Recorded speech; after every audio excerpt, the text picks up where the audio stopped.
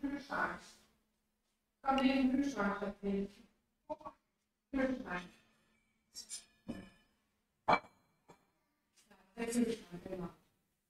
Ich heb dich hoch, dann kannst du rein.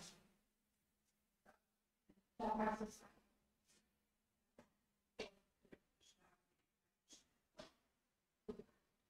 Jetzt fertig? Super, danke für deine Hilfe. Super.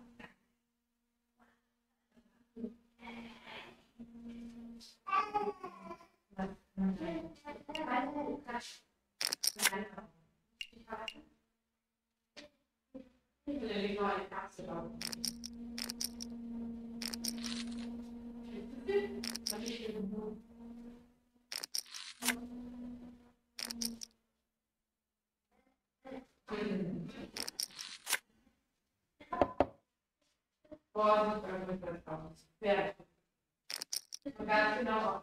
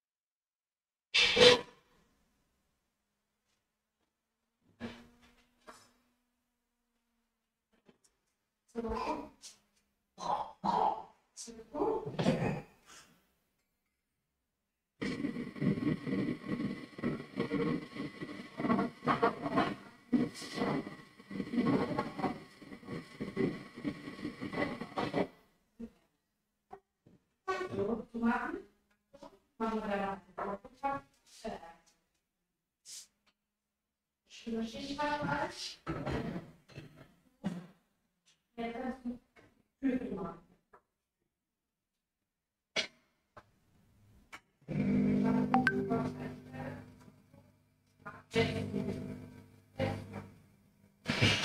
Warum? Schau mal, das war.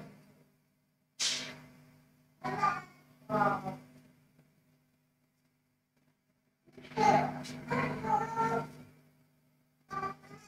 Der läuft ein Kaffee, ja. Ich habe ohne Bild gemacht, deswegen habe ich jetzt nicht auf deine Hilfe gewartet. Das ist nur der schnelle Kaffee. Dann komme ich vielleicht mal reinspazieren. Ich will bewegen.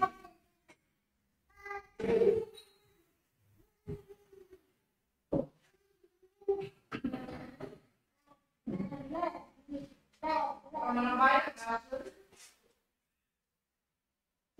Dann kommt mit mir. Da rein. Ja, das sind die Waschmaschine.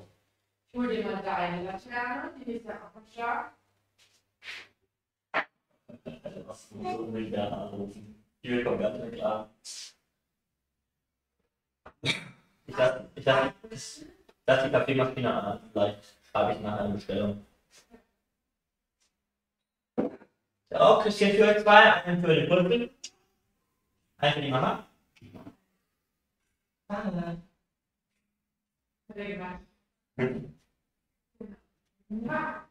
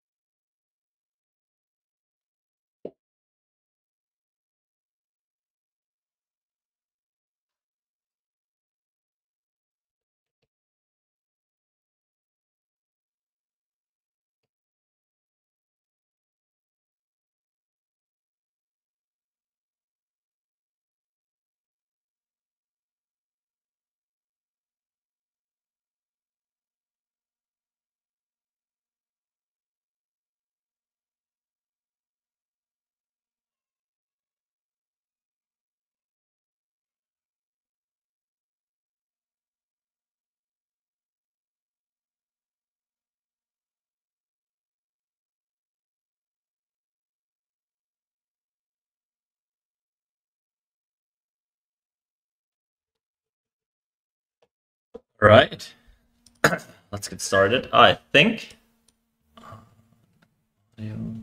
this seems to be working, so maybe let me know in WhatsApp whether everything is fine. And yeah, when that's the case, I think, where is it? When that's the case, we're ready to go. I hope it's fine when I minimize that. Just let me know in WhatsApp if anything is not working properly. And yeah, we'll start again with a couple of hand reviews. So I got a couple of those here, and yeah, don't worry too much. Yeah, don't be confused. My camera is here. The hands are actually on my second screen here.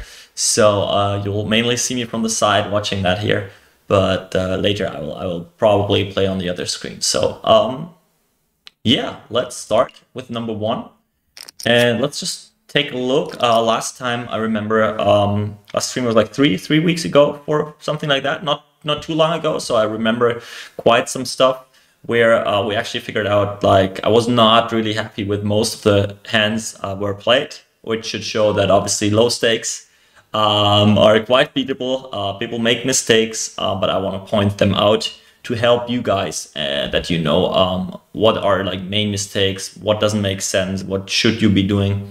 And one big mistake was definitely misinterpreting the pot size. So yeah, that really the big anti-structure just blows up the pot. Here we see, what is it, 0, 5 cents, 2 cents lines, but there's actually already, actually I'm not sure what the anti-structure is here after that one call already, so it's like 0.3. I'm not 100% sure, we'll find out on the way. Okay, so we got the first open raise, seems absolutely standard. We have an 8-handed table. So this is actually, this is a low anti-structure, not the one I got used to last time. So yeah, don't worry about what I said there. And yeah, we got an open raise from PZoom 2103, cold call here and a call from the big blind. And yeah, so let's talk about ranges quickly. Obviously, this guy here, being the aggressor, can have anything. He can have 10s, jacks, kings, ace queen, king jack, ace king, aces, everything that is strong here, as well as some like misses, but it's really tough to really miss that board. Probably some suited aces or some lower pocket pairs. Since this is an 8-handed table, he probably does not open raise like all the pocket deuces, pocket threes, pocket fours. So it's really tough to miss that board. It's his board, and I would like to see quite a high frequency small c-bet, because if we look at the cutoffs range, this should mainly, obviously you can have broadways as well, but he won't have aces, not kings, probably not jacks, not that much ace queen, not 10s that much. They should 3-bet, and way more 6s, 7s, 8s, 5s, and so on, that you can get out of the way for a very, very cheap price, and yeah, then play against the two others a little more. So yeah, I want to see a smallish bet here, attack that, and then yeah, kind of okay, so yeah, kind of hope to play in position against one of those two to get to the turn. Now let's call that a typical mistake already that people are doing. It's just, yeah, when they have it, when they have something good, they only think about charging, kind of not thinking about that they have 3 streets time. So yeah, I think we have seen in the screen, like where it started with the hand histories, that he has king 10. I'm not sure whether that is the winning hand or his hand, so I'll just kind of guess he has king 10. But what does it help you to blow up a pot now against king queen, queen jack, that you are barely an equity favorite against? And yeah, you just make it very, very easy for the 3 others to react. They only need to react and call or raise with like very, very strong hands, because it's impossible that you bluff here 4-way. Just someone has it too often. So I don't like that sizing, and we'll go from here. Base erase. For now, if I have king 10, I absolutely hate my life, because he's pretty much This is absolute monster strength, and he's raising against absolute monster strength, which means he is stronger than monster strength. Yeah. Or a monster draw, maybe something like that. So yeah, let's see. He makes the call. Turn changes the board that, yeah, obviously straights are not nuts anymore. And we got some full houses that the aggressor should have more often. So actually his donk makes a lot of sense here. The 10 makes him the stronger player, while this guy with his straight should already be a little not that happy. And he folds. So let's see hands. All right, so what we see here, King 10 of clubs, it's absolute horror, to be honest, to bet big here. You just isolate yourself against hands that you are not in great shape against.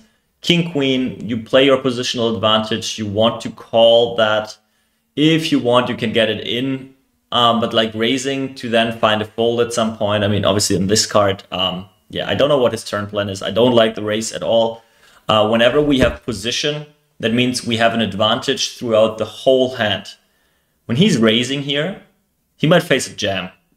He might face a turn jam and so on. So actually, he's taking away one street when the money goes in the middle, or even two streets where he has positional advantage.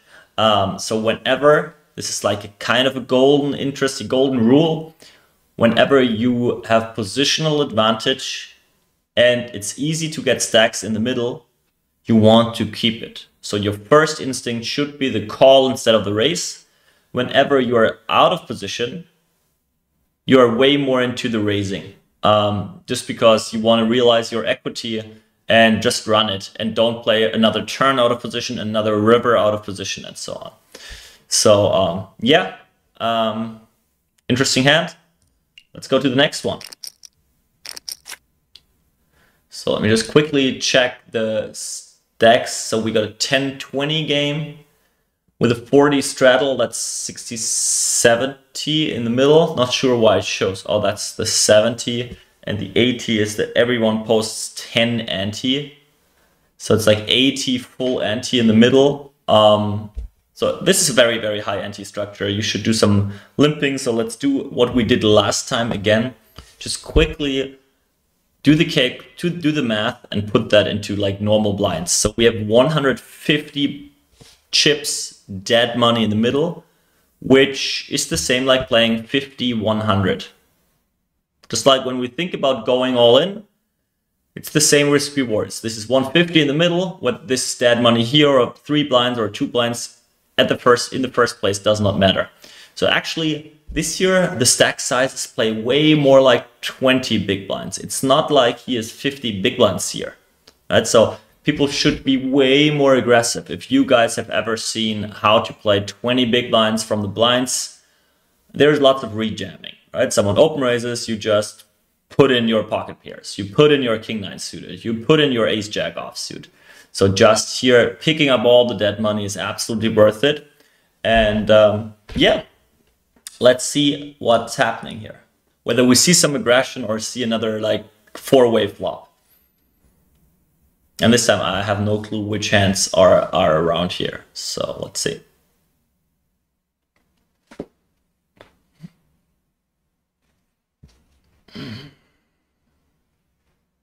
Oh, didn't I click the play button? I'm waiting for that.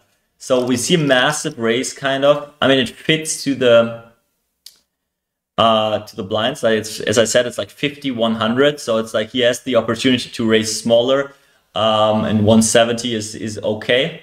And this year is now like playing like 20 big blinds, and we got one caller. Another caller is very, very suspicious. I think that they, again, do not really understand the blind structure here, and are just playing way too passively. Like just cold calling something like king queen offsuit here, I would say is not good.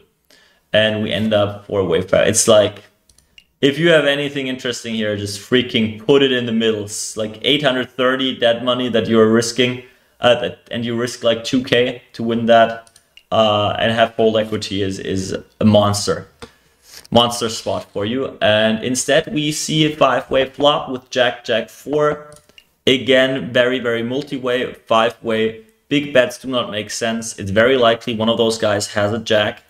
So really bluffing does not make too much sense. You can bet equity, right? Obviously, when you have flush draw, you can fold out some hands and so on. There's obviously a chance that no one has a Jack as well, but you cannot risk too much. Like you cannot pot bet or something here. Lots of small stabs, small raises. And we actually see a check around, nuts change on the turn. Again, 5-way. It is very likely that one player has 2 hearts in his hand. It's just people play in those earlier positions suited hands and pairs.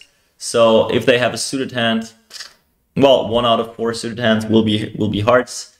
And now we see 480. This is a half pot bet. I think this is already kind of big. He's going directional in against those stacks. I would start slightly smaller. And yeah, you see 1 call, 2 calls. And now again, nuts change. So this is a pattern. Same thing as the last hand where I liked, as much as I didn't like the flop play of the king 10 and the king queen. I like the turn donk because nuts changed and we're actually favoring him now. And here now it's again a shift of things. Even if this guy has a Jack now, I would like to see him checking. All right, it's just like he was representing the strongest hand on the turn, and now everything changes. So, right, the others should bet a queen when they have one, and obviously they can have a bluff, like king 10 with 1 heart. So, would love him to have a Jack and now check it. And yeah, I kind of expected nuts versus queen now, but let's see.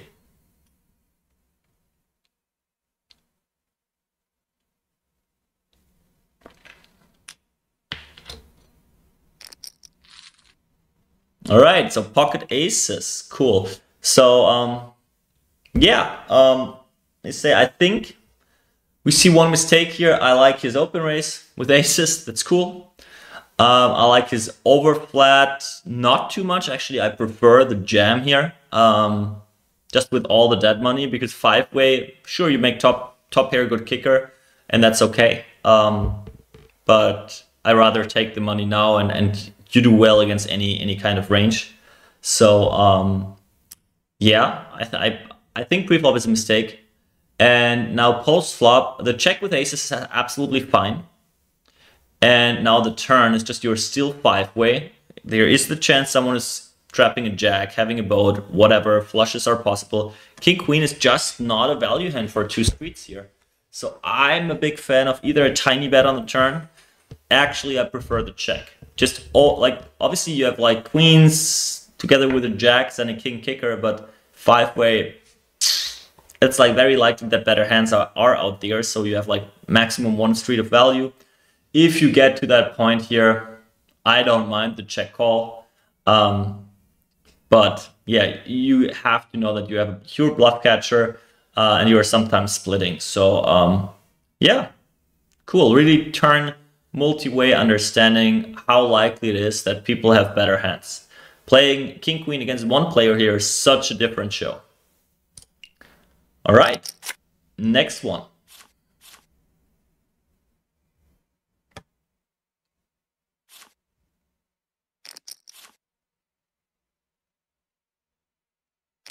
We have a limp.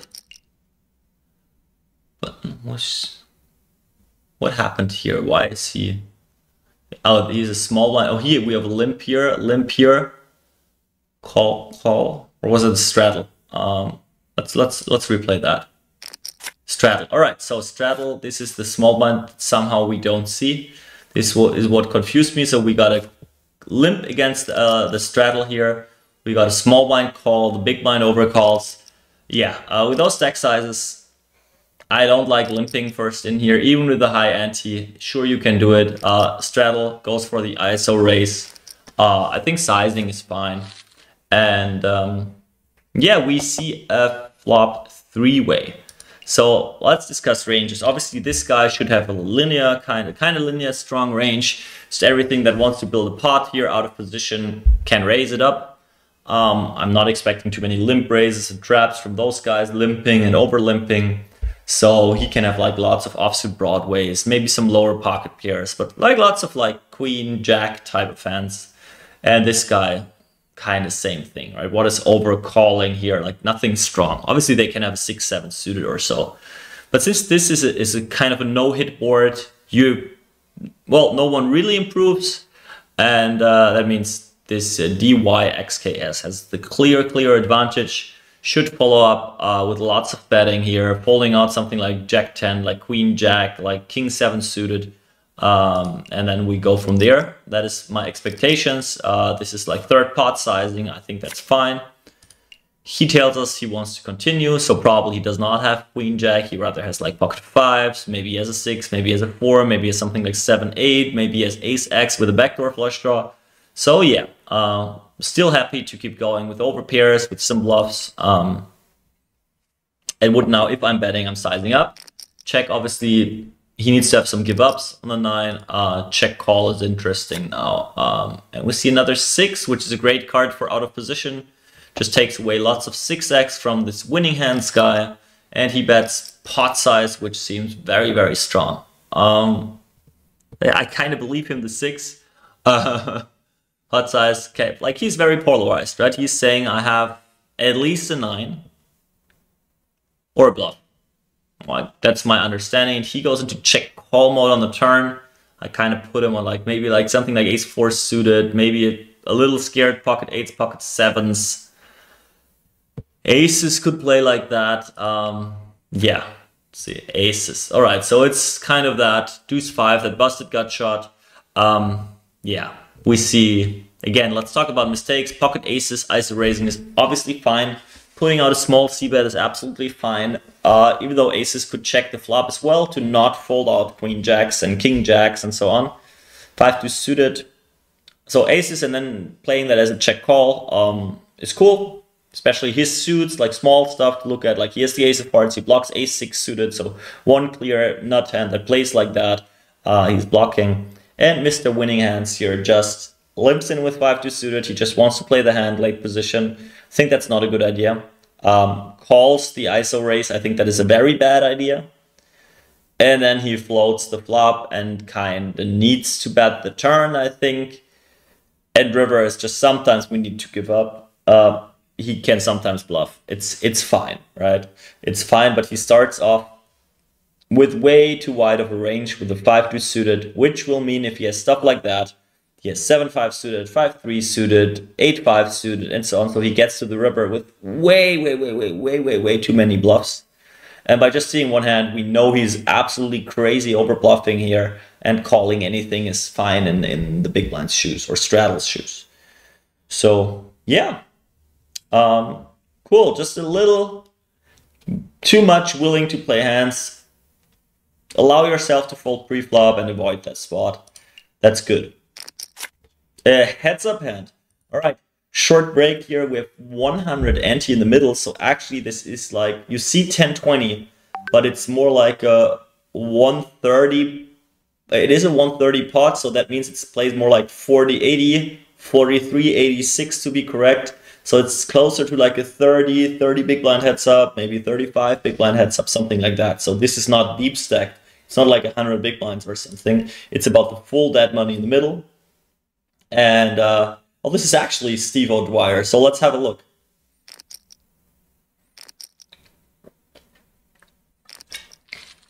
So wait, I missed it. He limps in and then gets ISO'd, right? Quick. He limps in.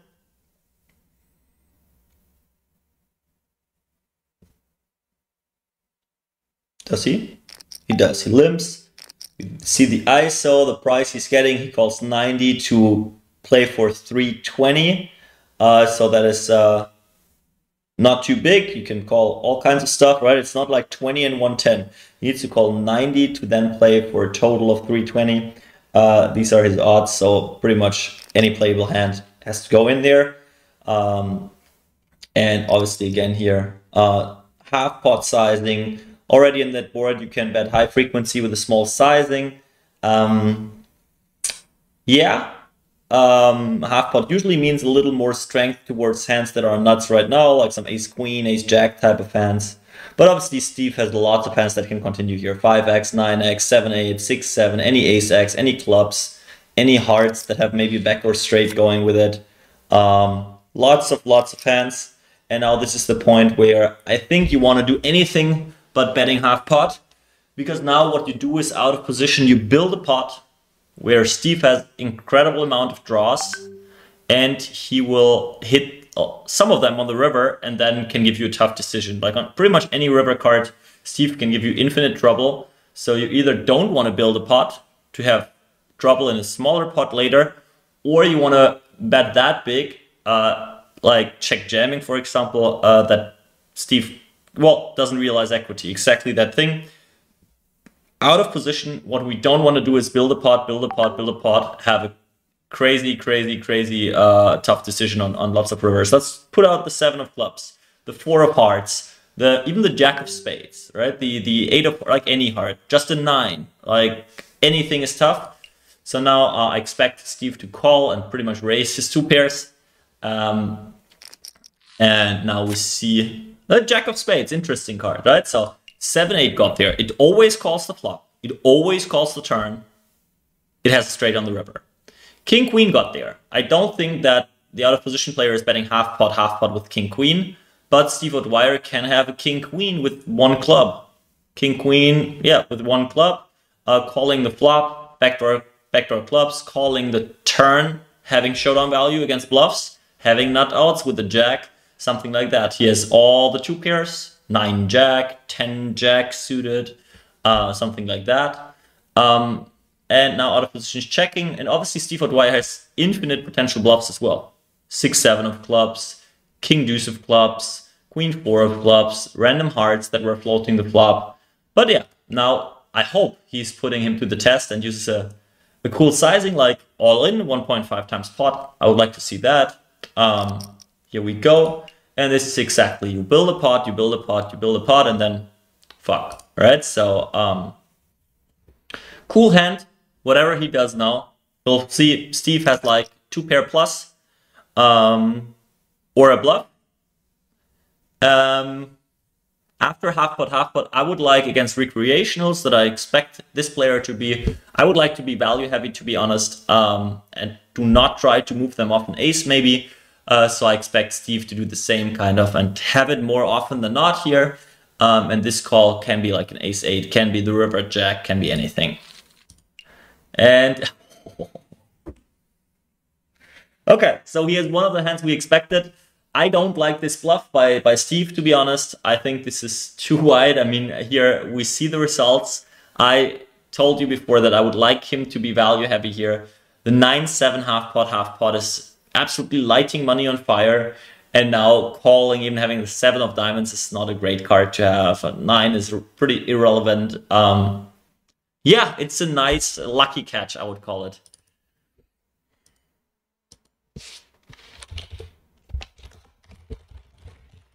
All right, but this is a very interesting hand. So you got the pro. Congrats on that. Wow.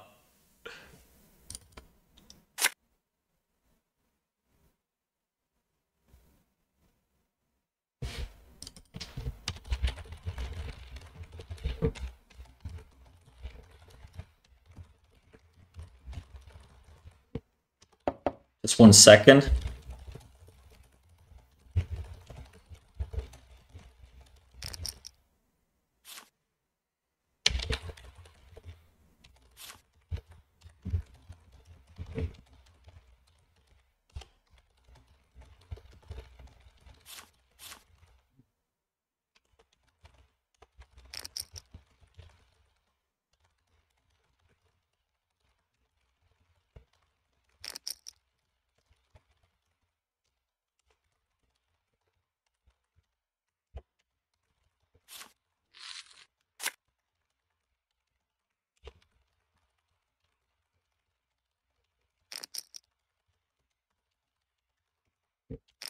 All right, sorry for that. Let's just replay the hand.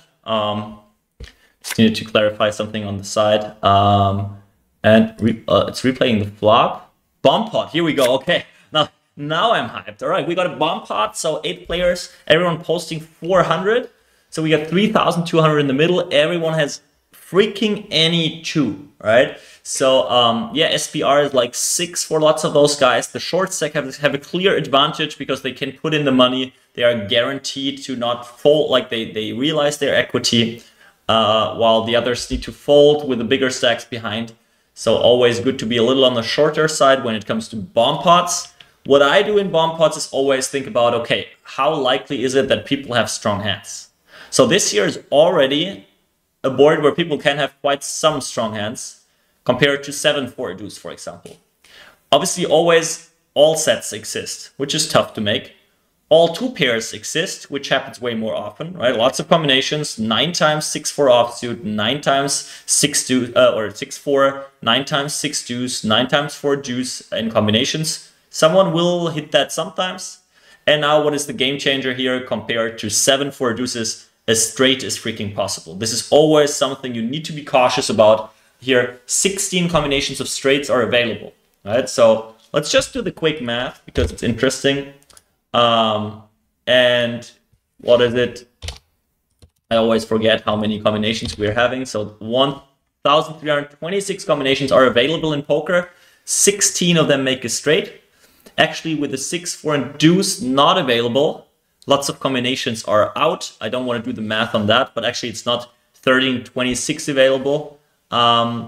With those blockers, it is way less. So still, we do that without the blockers and just do the math. 16 out of those 1326 have a straight. So there's a 1.2% chance that someone has a straight. We can turn that around and say like it's a 98.8 chance that no one has the straight. And this for 8 players, all right? So 2 players, 3 players, 4 players, 5 players, 6 players, 7 players, 8 players. So actually we have almost a 10% chance that someone is sitting here on the freaking nuts. Which, well, is quite something if you think about stacking off like an overpair, for example, right? So just this is something to start the bomb pot because it's our feeling is wrong, right? Our feeling tells us that pocket eights is a solid hand here because in a normal poker game, no one plays 5-3 offsuit, but here it's this thing. So yeah, just something that this is a straight board, being cautious. At the same time, protection is very, very important because any equity you fall out is a huge, huge, huge, huge success. Let's say you have 6-7 of hearts or 6-5 of hearts. You could try to check around.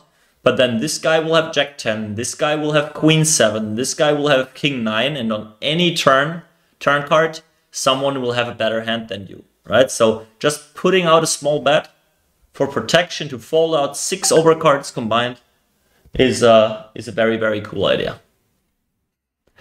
And yeah, let's see how this plays out. So I want to see high frequency betting.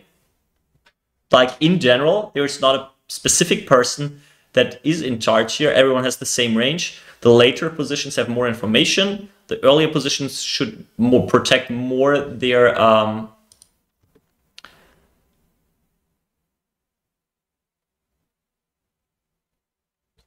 there would be yeah, way more of those check raises happening. And now let's have a look how it plays out.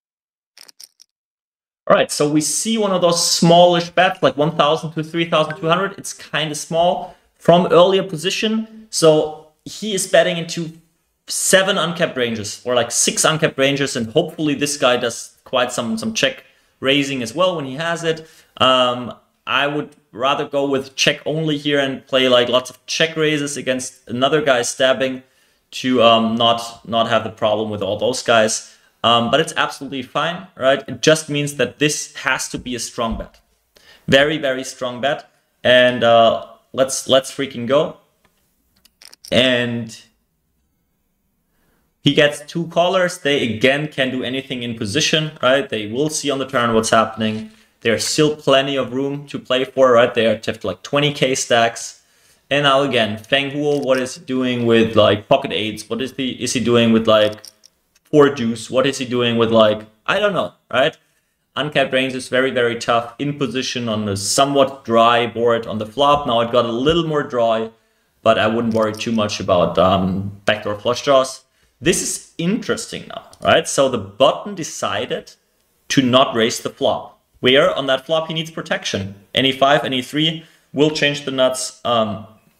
And yeah, any turn card will change the 2 pairs, how strong they are. And now he decides to raise, which means either he was really trapping on the flop and is scared of the flush draw now a little, like, and the more gut shots that are there, like a 7-8 is a double gutter now. So he could have 5-3, or he just improved, like 6-10, for example. 6-10 would make a lot of sense. And he wants to get money now in the middle before there's a 3, a 5, 4, a 7, an 8, and so on. So this is what he's representing, while the other 2 can still have kind of anything. All right, let's see.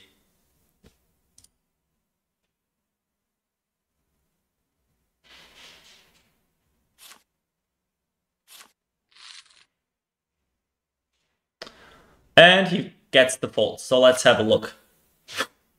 Okay, here we go. This is freaking insane. So obviously the 4-6 is a fine bet. I would prefer to see the check raise because the board, any card on the turn makes it uglier. So I want to play a lower SPR. Like check raise to have the chance to just put it in. Easy flop fold with 4 people behind with the bottom pair. Easy flop fold. Easy. Not that easy flop fold. Raising is an option as well. Calling can be fine, but with 2, 3 people behind, I don't mind the fold. 5-7 is a very, very easy call here. Just having, he knows he has the nuts on like 8 turn cards. And the 8-jack is obviously a hilarious, ridiculous float with nothing. And then a ridiculous raise against maybe weakness. Maybe he sensed weakness in that sizing, can be the case. I mean, he got it through and folded out 2 pair. That this guy is just, yeah, the bet fold with 2 pair here. Yeah, I mean, he represented absolute strength, where obviously if he has a 5, it's just way cooler. Like a little backup, having a 3, whatever. Like this is just no, nothing. I don't recommend that, but yeah.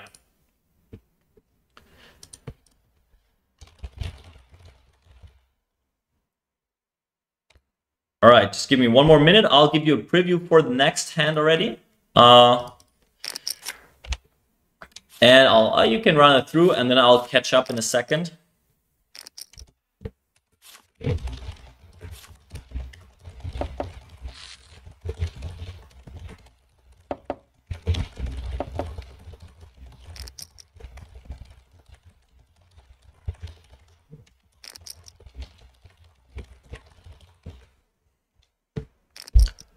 All right, so now I'm catching up. You got the action already. I'll need a second. So we got the 5, 10, 20 with the straddle again, high ante game. We again see a cutoff limp, which, yeah, you can do that in that ante structure if you have a solid strategy. Usually it is just weakness and then it's not good. Overlimp. So we have a limp pot here. Everyone has wide ranges. This range is very wide. I'm discounting lots of his top range. People trap aces and kings sometimes, but they are not trapping like ace king, ace queen, ace jack that often, or a queen jack suited. So just like, yeah, does he have 10-6, 6s, 5s? I don't know. And this guy has like literally any 2, pretty much, just not the nuts. And yeah, that's it. He starts betting half pot. I like to stab a lot here. Wide ranges. When he can be uncapped, he can have like 10-6 suited, he can have 5s, he can have 6s, and so on. So stabbing, just playing your positional advantage is great. I would recommend even going slightly smaller. And yeah, have fold equity on your side. Positional advantage, you can do anything on lots of turns. And yeah, let's see what happens next. The check raise, which I like a lot. to continue with not only very strong hands, just because this stab here from the button doesn't mean much. This can be like a random jack 8, whatever, and if you have a 10, for example, I prefer lots of check raising because it keeps your range uncapped and this guy is in trouble then. Right? Even if he has a somewhat strong hand, you could have the 2 pairs and so on. If you call, he knows he's good. So not giving away that much knowledge, that much information for others is very, very crucial here. Obviously, this check into like then overcall a check raise is very, very suspicious. It's very suspicious. Why is he not raising? Why is he just calling with an active player behind, uncapped? There might be a re-raise now. Is he just having a nut flush draw, something like that? Random draw. And yeah, actually, the interesting thing is that with the overcall, it seems like this guy has the strongest range right now. Sure, he can have he can have draws as well, but I would recommend doing lots of checking now. Not betting something, building the pot, having trouble on lots of rivers. I would play lots of check and then decide check jams, check call, obviously some give ups as well. Yeah. So I like seeing a check here against that. Well, it's different. If it's just the button calling, I would mainly keep betting. Well, this overcall is just a very narrow range. So he goes for the check call. I think lots of 10x makes a lot of sense. Flush draws, strong flush draws that actually might have showdown value. And this non-all-in is very, very suspicious. Why is he not going all-in? And yeah, nice. Okay, it's a very strong overcall. So we were right here with that he has the strongest range at that point. It's absolutely ridiculous that he doesn't put in the money himself. And I like how Mew played that hand, right? Finding the check jam on the river, very important. Just a very unfortunate run out for him. Check raise flop, I love it. Check call turn against the strongest range, absolutely cool. Keeps all his flush draws in. And river check jam for value against the non-all-in, very, very clear. So nice hand, Mew. Not sure why you are not a little more greedy HQC, but okay, that's fine. All right, so hand number 6. We're getting through some today. I like it. Okay, so interesting. 0.2, 0.5. This is weird. Raise to 12. This is a different structure. 10 chips.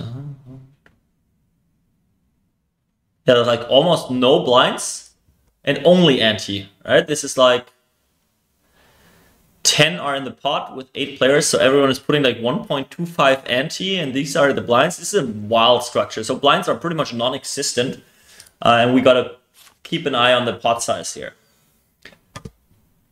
So we got an open raise from under the gun. One caller, and now the big blind, it's not like the big blind who usually overcalls, it's like a big blind who didn't invest anything. So actually it's like someone in a very bad position who overcalls, which should be not such a weak range. But obviously the aggressor is the strongest, having all nuts here. But we see there's like SPR 3 to 4 maybe for those guys. 46 in the middle, just 4 times the pot left for those guys. Yeah, it's like pretty much a spot where you shouldn't get away too often with top pair. And let's see, we see a small stab here from that overcaller. Yeah, he has more like a condensed range. He did not 3-bet pre-flop, so we can discount probably ace-king, some ace-queen, some pocket 10s, some aces. He has more like pocket 8s, pocket 9s. Well, he can have 10s and jacks as well, like something like king-queen, king-jack suited. Pocket 7s, obviously, and start stabbing. As well as some ace-jacks and jack-9 suited, maybe something like that. And both players call. So now, we don't expect Mr. Rock here to ever stab a 10 like that against 2 rather strong ranges. So now we see the pattern of the first 2 hands we had today. A nut shift. Obviously nuts are nuts when it's a boat here. I'm not talking about that, but if someone has a king, the other guy's improved, making trips on the turn, because 10 is a very likely hand to check call. So I would love seeing some donks here from this player or from this player to lead out and give trouble to any king, right? So let's see whether that happens. If not, we will see lots of check around. So here we see a half pot donk. Trying to go direction all in against that guy. Which is pretty cool. And it's fine, like easy to find that with like some ace jacks, some 8-9 you might have played like that, to find bluffs as well. Now it's really tough to find bluffs, but obviously like you need a 10 to go all in now, and he will call when he has a 10. He can have a 10, absolutely. He can have queen jack, maybe a light call on the turn. A king would be very, very bad call, I think. Okay. So I think his hand actually is too strong to fold out stuff, so I don't like the lead with ace jack. The flop check all super great. And the sevens, yeah, okay, you can slow play like that. I'm not a big fan of that slow play. But on the river, to jam your ace jack is just way too thin. Like to make that a good jam, you need villain to call a king sometimes, which is like very, very, very unlikely when the straights get there, when your ace gets there, and it's just almost impossible to bluff. So I think that was just way too greedy here. And the slow play, I mean, it's okay, right? I mean, I'm rather check raising the flop, but it's okay, right? It's just you have bottom set, but any 8, 9, jack, queen, ace changes the nuts. Just calling on the turn is great, obviously, right? If the guy who led out has a draw, we want him to hit his draw to then stack him instead of just jamming now and folding out something that has 0% equity, right? When we have a boat, villain has a straight draw. I mean, we absolutely want to keep him in and make his straight. So turn call is absolutely standard and important. But yeah, so interesting hand. Very, very strong hands colliding here. Let's see. We got through a couple more. I think we got at least like 10 total. Again, a straddle version here. So 3 blinds and big ante. We see a call and now the first ISO raise. Strong ISO raise here from that position with 5 players left, uncapped ranges left. Sorry, got a little sick, so all the talking is a little tough today. I'll get some tea over here in a second. So now, what happened? We got a call, limp call. This guy is the strongest who ISOs. We have one cold call who is like usually not nutted, but he can have like jacks, 10s, 9s, 8s, ace queen, king queen suited, maybe ace jack suited, hands like that.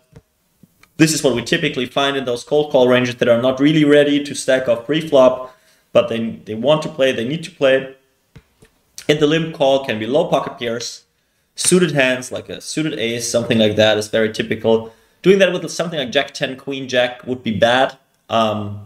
Just you're dominated too often by this ISO range. And this guy checking the flop, I think, is just lots of ace king, ace queen.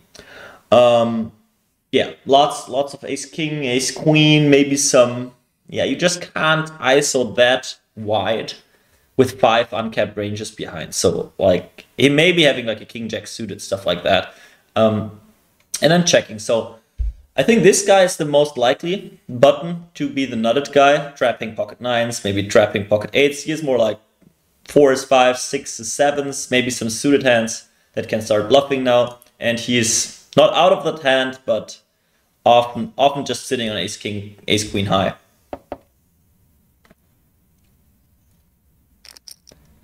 This big bet is probably not ace king, so it could be the aces and kings traps. Maybe some now both call again. So some people are playing draws passively, I guess, here. Very interesting. And now we see the lead out. Like that whole hand doesn't make any sense. Like they play absolutely against their ranges.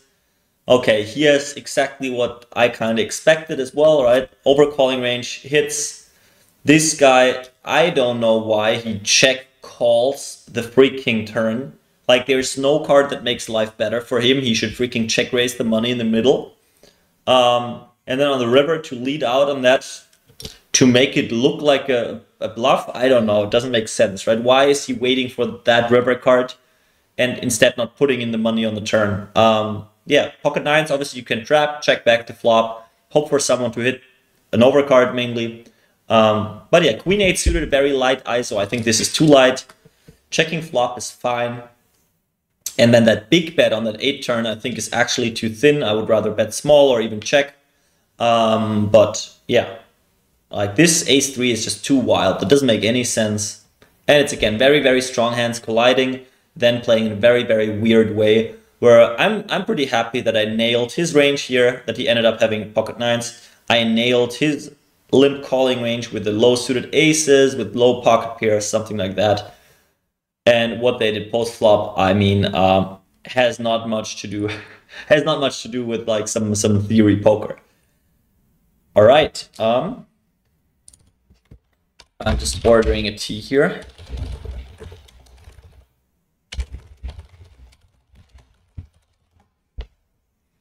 All right, let's go.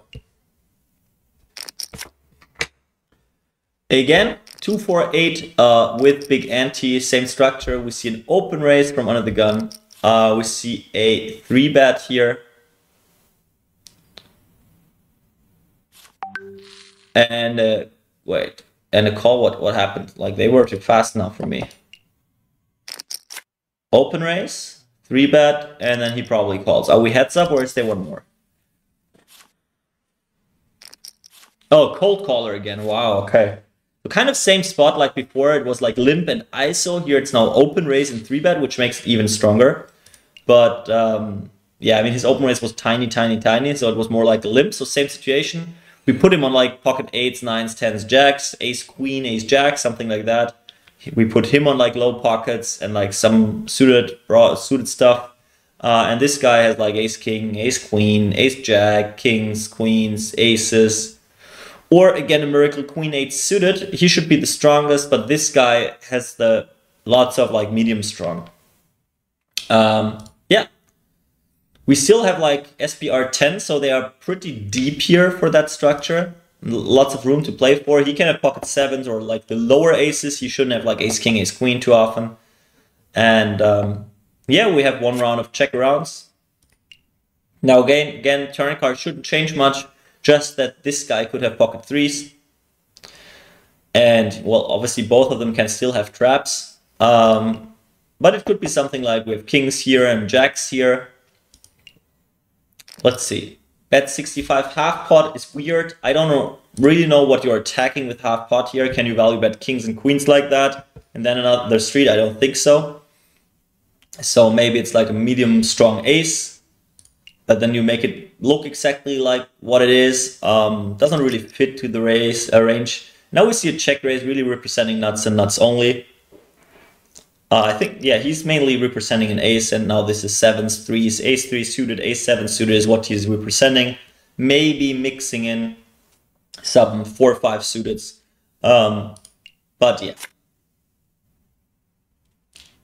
Shouldn't have ace king. He can definitely have kings and aces. And he bets 2/3.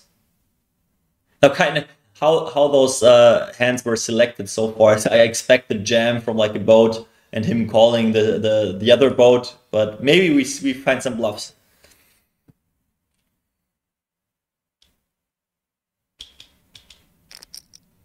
Oh, the non-all-in raise, that shouldn't exist. If you want to raise here, just go for all of it, please. And okay, like okay. It's like someone didn't want to get the $300 more. Like you're raising against a range that is representing boats only and you have the better boat. So I think it's not great to, yeah. Like his line with ace king, you should mainly bet the flop. You can check it once, but then you want to have a different sizing plan on the turn. Him just flopping the nuts, again having that limp call, those pocket 7s, then playing it like exactly as if he has pocket 7s, and then, yeah, I mean, if we are honest, he's representing a boat only, this guy's raising in the end, we are not expecting any bluff, so probably pocket 7s are just a fold, to be honest. It's some nuts versus nuts played in a weird way again, but yeah.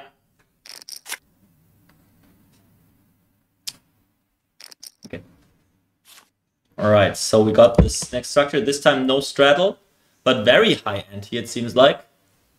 Let's replay that. So we got 5, 10 blinds and 150 ante in the middle from 6 players.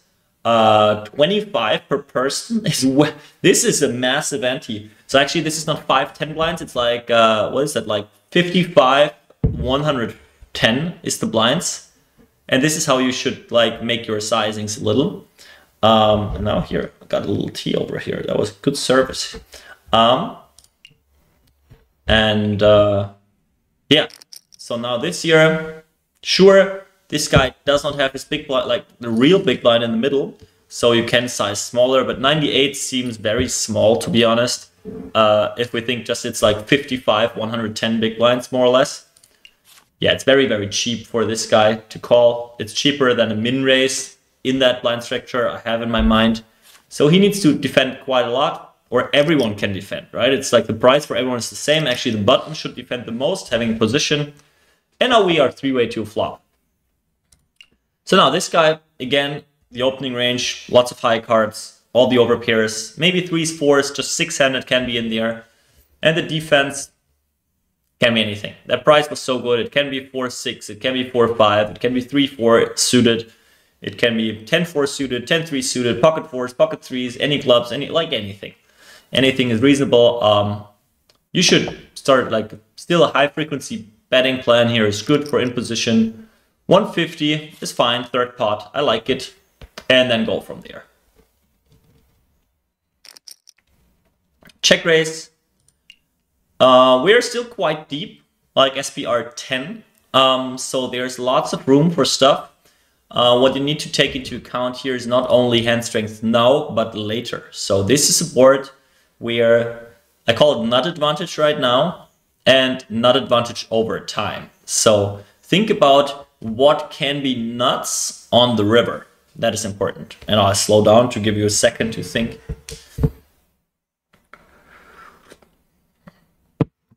So what will be nuts on the river when we think about playing for stacks? Yes, the set is good. Pocket 3s, pocket 4s. Easily you can check raise that.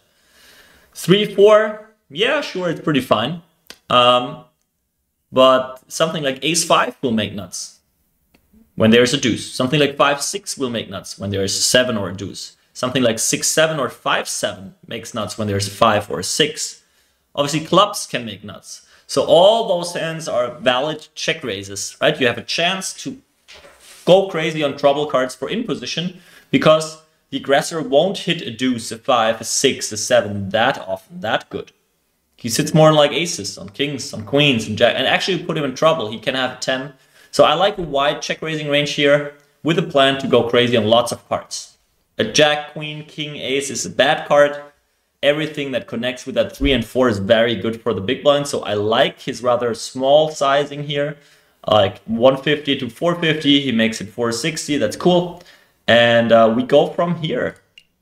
I would love to see now not only pocket 4s and 3s. Queen, okay. Everything changes. 6-7 is trash now. It's like, yeah, double flush draw sucks. Queen, the 2 pairs lost value because under the gun now has queen 10. He can have pocket queens. He has draws more in the upper side, Broadway draws, like if he has king jack of clubs, queen jack of clubs, so he hits that queen or has some additional straight outs now. So this is a very, very, very good card for in position. And the big blind should mainly be checking. Just understanding how the turn card interacts with the ranges, right? So lots of changes, lots of checking should be the thing. Or you're betting like a medium amount. You can't go like overbet crazy. Then again, we have another pattern that we talked through today a little is you're building just a pot, double flush draw, and then you will have the trouble later out of position. So yeah, you don't want to do that. Lots of checking, keeping the pot small is a good idea from now on, even if you have 3s or 4s. This here is like a normal sizing, 3/4, that is fine. But still makes it very, very easy for in position. And a jack, the flush gets there. Both of them will have lots of flushes. If out of position has pocket 3s now, he's in absolute freaking trouble, right? In position has all ace high flushes, all king high flushes. For those prices he got so far, they are definitely not folding. All queen high flushes. Not too many when the 10 and jack are out, but still. Right? Obviously this guy can have flushes or other draws, or like his value hands are bad now. Like if he was check raising 3-4 for value on the flop, he's in big trouble now. So yeah, he can put out some block bets. A big bet now, he's representing a flush and a flush only. And this guy has pretty easy to navigate, right? He can call down some blockers as bluff catchers. When he has aces with the ace of clubs, something like that. When he has kings with the king of clubs, when he has like whatever, right? He obviously can jam quite something. His flushes, add some bluffs. And yeah, pretty easy all the way for in position because he has an absolutely protected range. And we see, I mean, a 6-5 bluff and ace-3 a crazy catch. So let's talk about mistakes here. There are some. Let's start with out of position. Out of position defense, 6-5 suited, that's absolutely great. And check raises that flop, which is absolutely great. Now, on the turn, his hand got way worse. Because, well, it's not 8 outs or 6 outs to the nuts, it's just 4 outs. He's looking for the 7 and deuce of spades and diamonds, that's it. And, yeah, on the river, without any good blockers going for him, a big sizing is very bad. So I think the turn is a big mistake. He should check here and is mainly on a give up, hoping for a check. And if he bets the turn, which can sometimes be okay, he should block bet the river with his shit hand to represent something smaller, not represent a flush with something like a 6-5 of spades. In position now, ace-3 offsuit. We talked about the blocker. It's a good one. Blocking a set to start with on flop and turn is not too bad either. Reading hands, not being scared of a queen or jack, it's very cool. But obviously ace-3 offsuit has nothing to like, no way that should be in a low jack opening range. So this guy just raised way too loose, and we want to punish him. If I replay this hand as the big blind, I want to 3-bet my 6-5 suited 100%. Okay, so now that bet call flop I think is super fine if I force you to play ace-3 offsuit. Calling that turn I think is bad, because even 5-6 has lots of outs against you, and your ace of clubs is a bad blocker on the turn when it doesn't have anything good going for it. You're blocking the flush draw you want villain to have, right? So it's like, yeah, if you have ace-3 with the ace of clubs, it's impossible for villain to have ace-5 of clubs. That's a good thing on the river. So I like the river catch, and I think it makes a lot of sense. But on the turn, you have just a fold, right? 5-6, any 5 goes check, and you lose. That sucks, right? So any 6, 7 deuce, okay, sure. So yeah, I think it's a very clear pre-flop fold, and then it's a clear turn fold. And well, he found the bluff, so good for him. The river call is absolutely cool, fine. Yeah, let's take it like that. All right, one last hand before getting into the action and play. And let me know the guy. Let me tell the guys that I'll be up for playing in a second.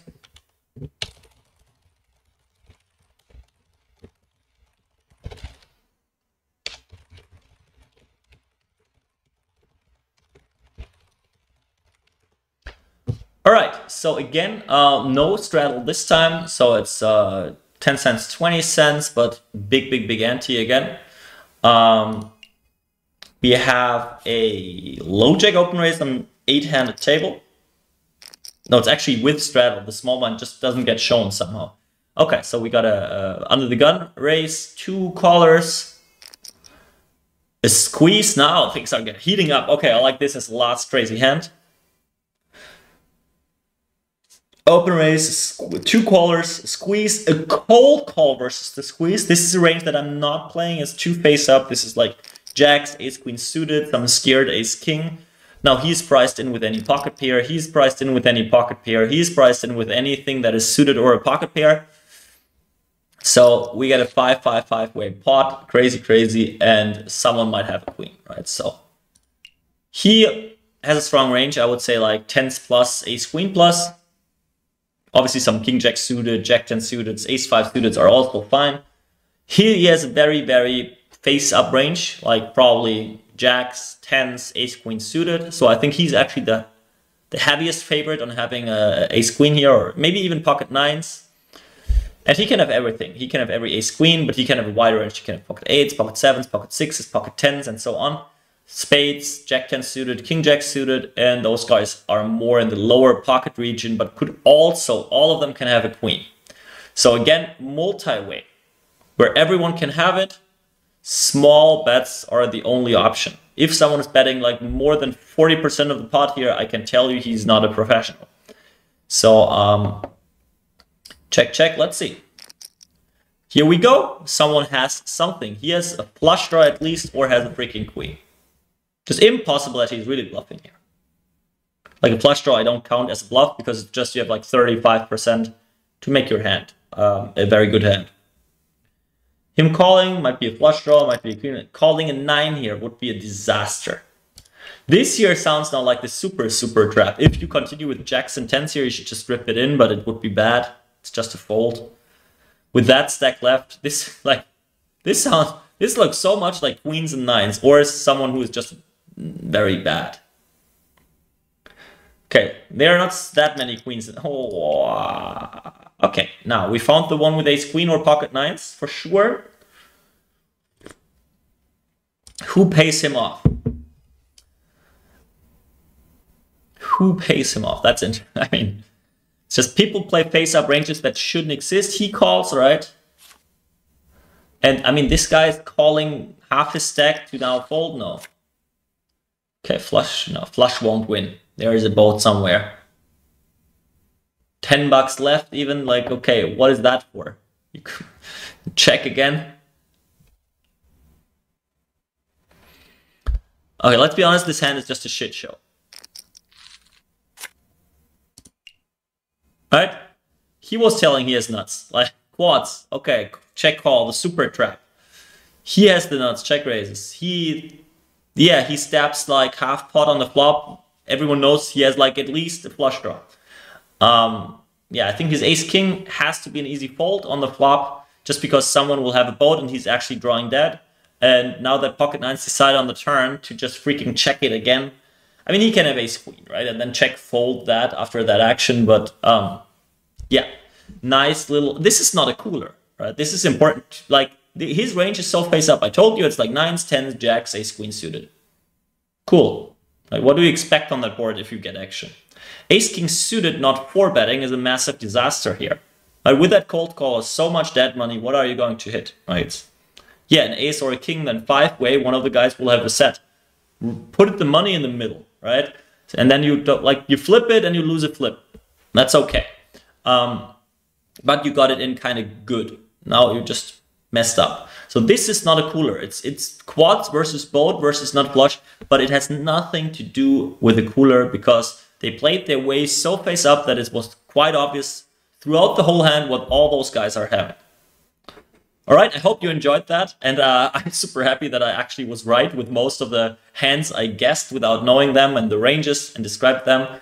And now I'll give the guys, I'll let someone join here for a second to set up the table, and then we'll play for the next 3 hours some poker, trying to do better than the guys we've just reviewed. I'll take a very quick break, and then I'm back in 2 minutes playing some cards.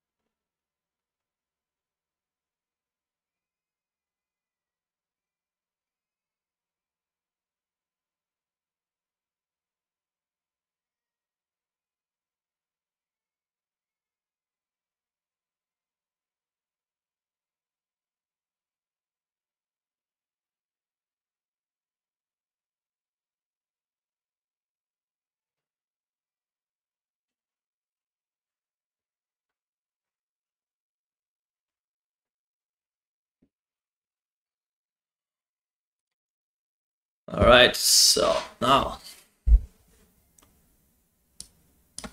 let's go.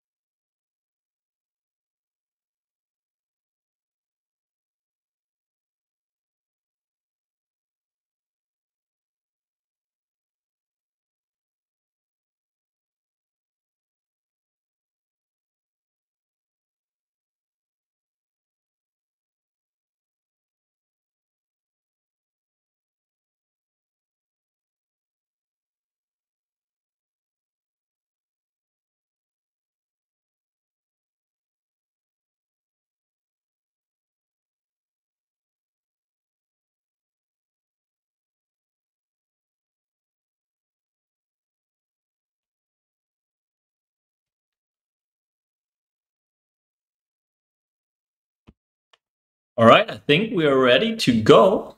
So waiting for some action. I hope some of you will be joining here. Yeah, last month took a while, but then we got some good games going. So for everyone who's ready to play, join me here. I'm sitting here waiting, and yeah, you have a big advantage. You can hear what I say. You can see my cards like just 2-3 minutes after we played that. So I won't see yours. If you want to take on that chance and play me, I would be happy to. And yeah, if not, call your friends and send them over.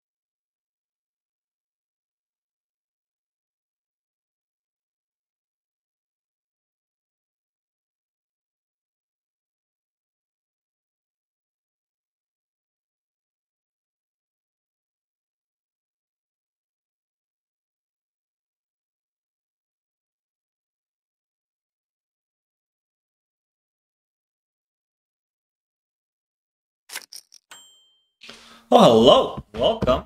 Good to have you here. Just hand a little heads up. There are 518.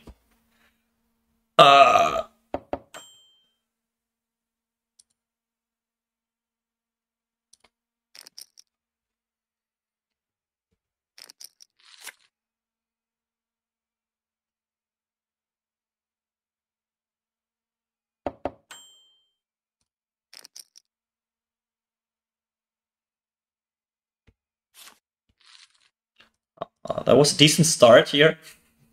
I feel a little ashamed.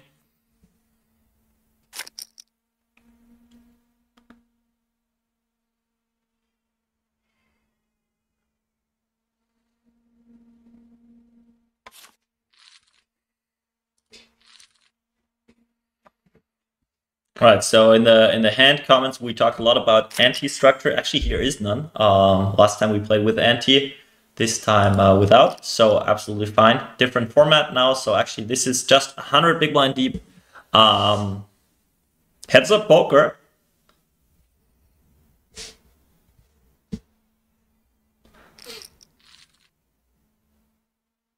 And let's see how things go. We'll I think I feel way more confident in talking about some hands after we played them out. Just because this is a format I know, let's say, know, kind of. And yeah, so I have quite an idea what I'm doing. Not necessarily perfect, not my main game, but I'm definitely folding to this $400 bet. Damn it, where are the hearts, nice hand?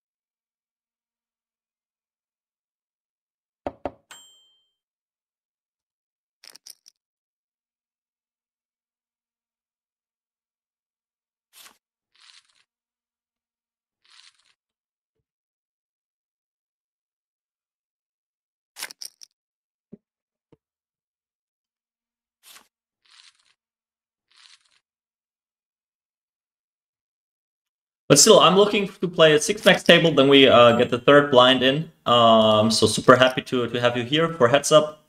But again, if there are people willing to join, I'm super happy to welcome them here on the table. While checking back that King 10-3 board. 100. Got a call and 7.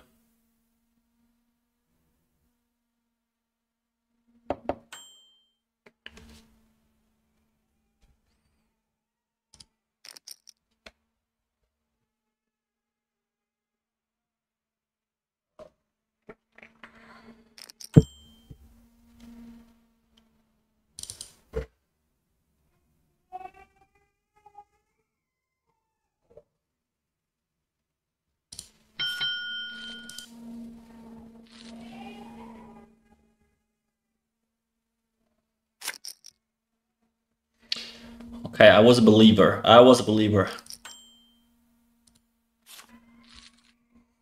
I believe you the 10. I did believe it in the first place, but I'm not sure about your second card here. 10-9, 10-8 makes a lot of sense. But yeah, we'll learn more while playing, hopefully. See more cards.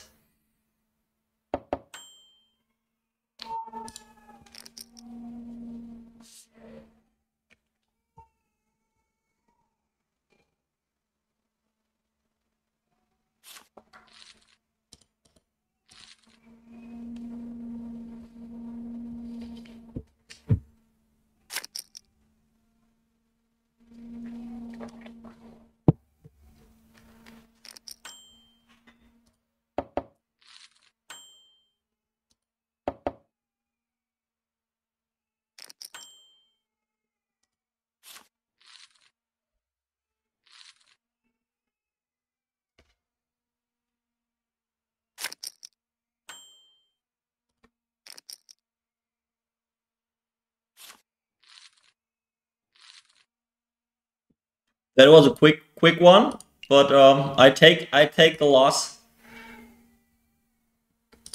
Actually, reload a little. Can't take it when I'm not covering people. So yeah, lost the first 500. Waiting for the next players coming in. Yeah, it's 2050 if we play 2550. So it's actually, yeah, quite some lower stakes compared to last time without the ante.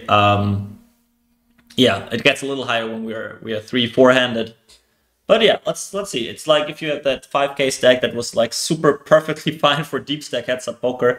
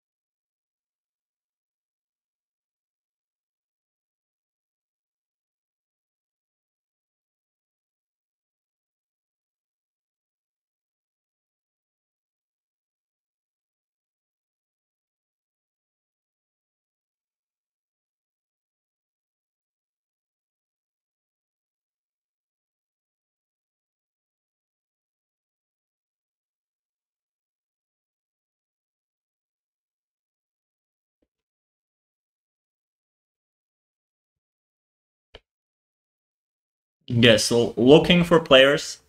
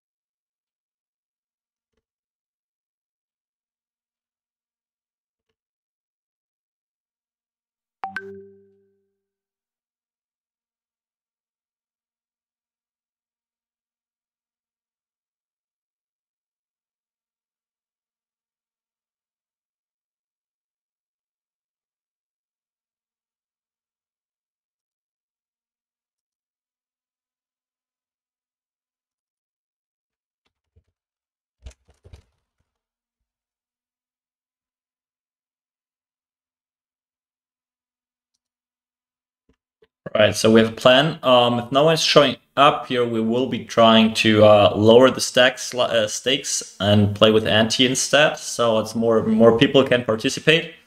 Obviously, we don't want anyone to play out of their comfort zone. But yeah, we definitely want to get the games going. We're working on it, so just stay tuned, and we'll definitely get some action today.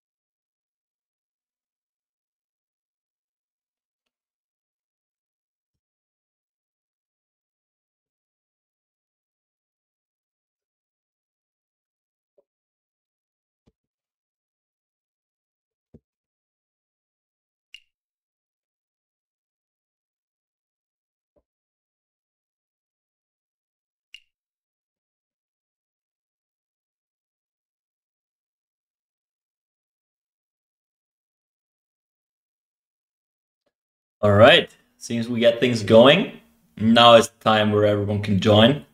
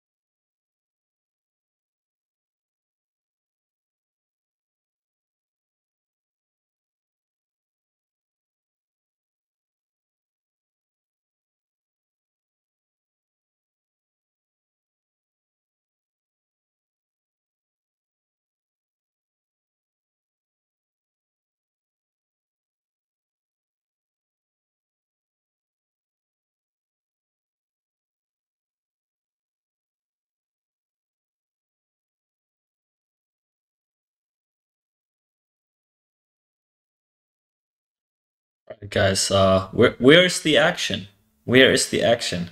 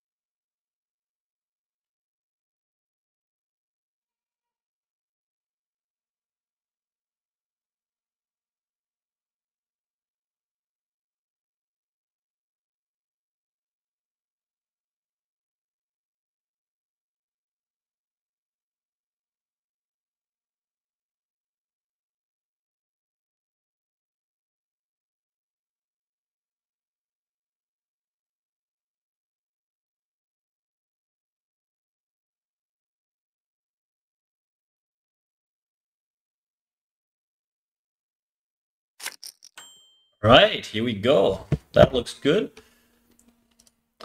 Let's first understand the structure as always. So we have 10 ante each with the 10-20 blinds.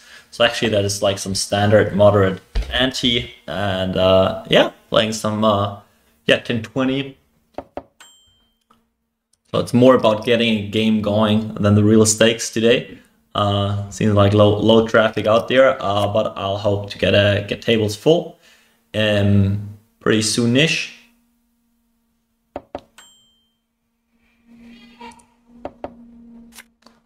Playing the first little lip pot here.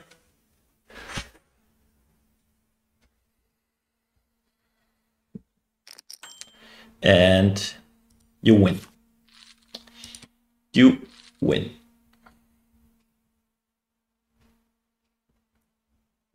Fair enough.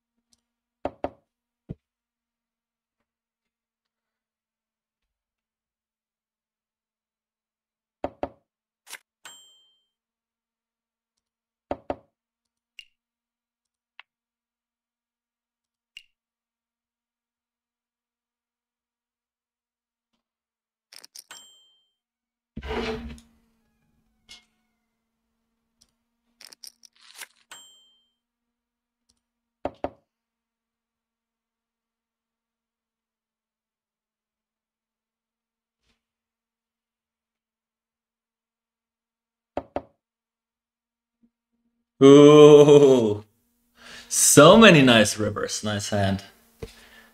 So many nice rivers. What happened there? I just reloaded to not fall under that, like into that first stack zone after losing the first two hands. So yeah.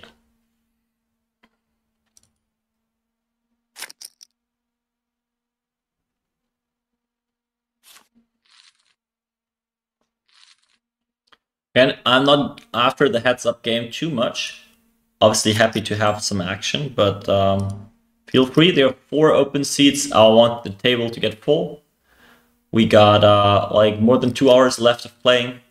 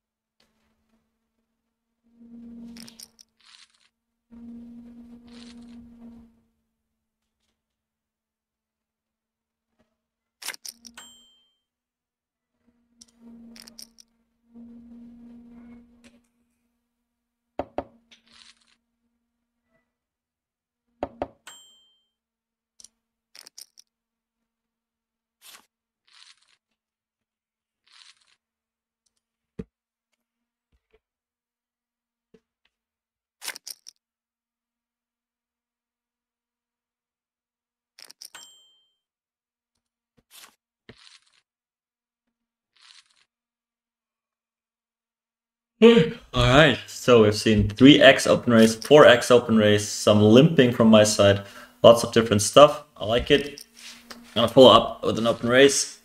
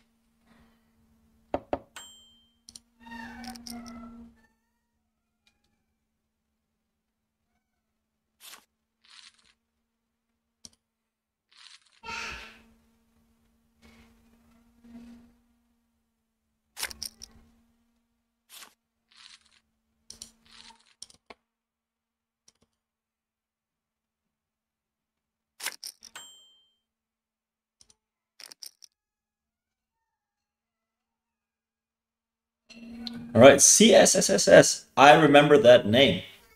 So good to have you back. Good luck today in this game here. Three seats still open.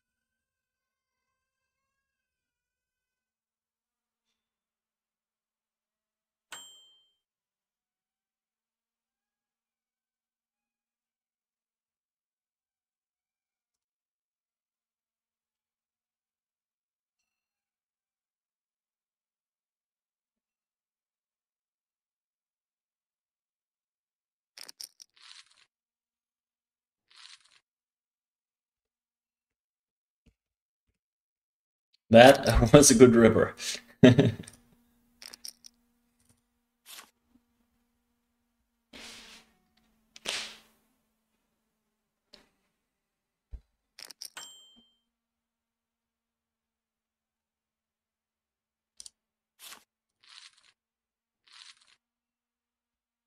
Okay.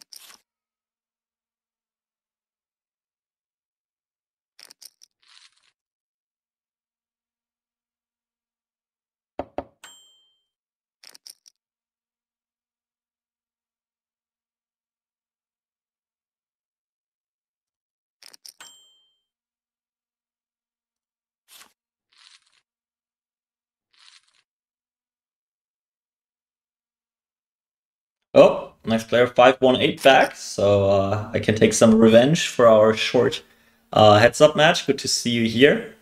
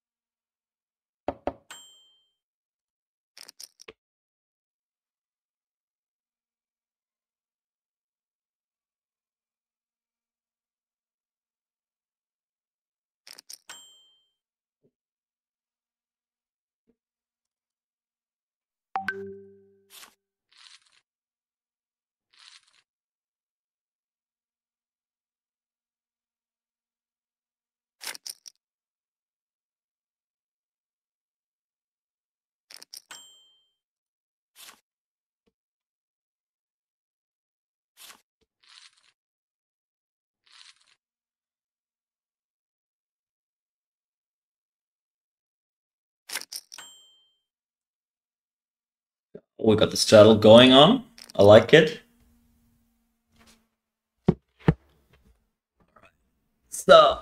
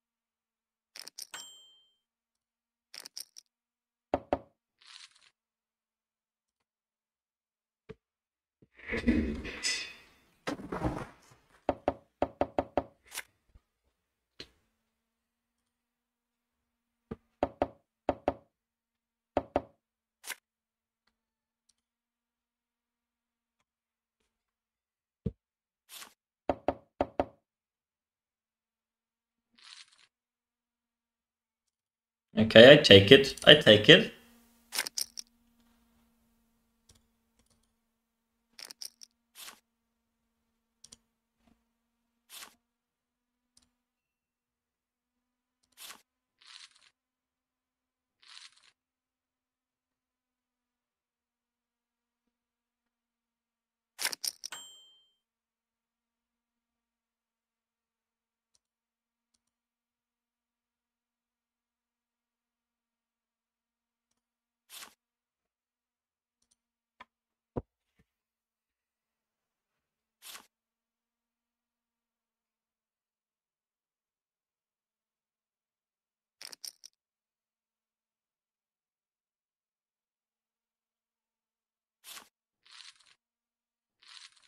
Still 2 seats open. Would be really happy to get the table filled up.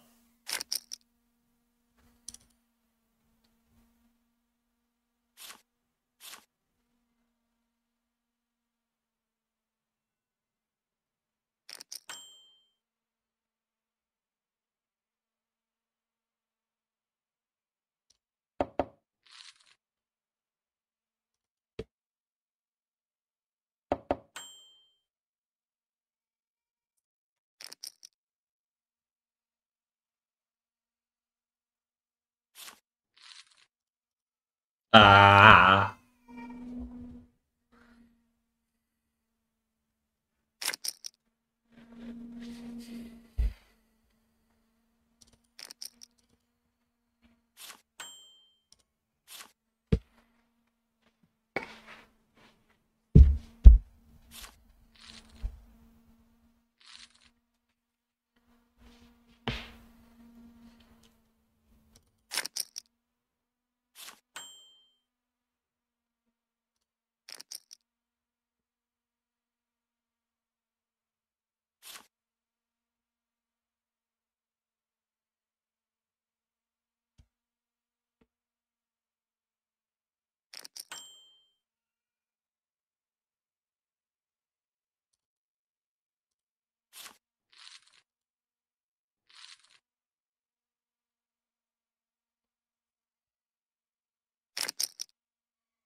All right, welcome.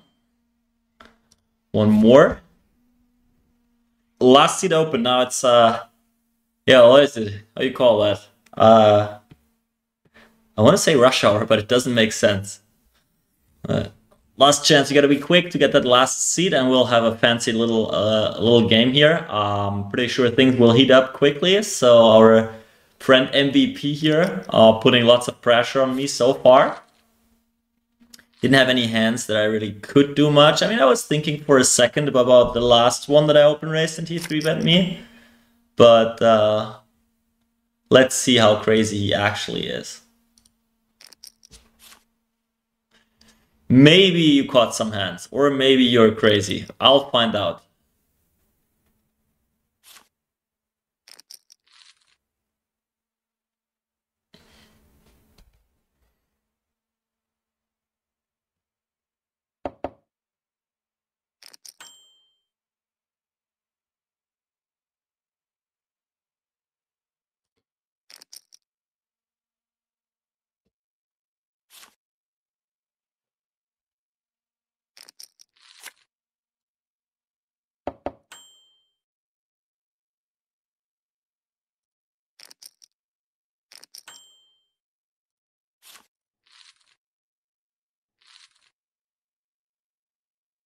Okay, ace is good.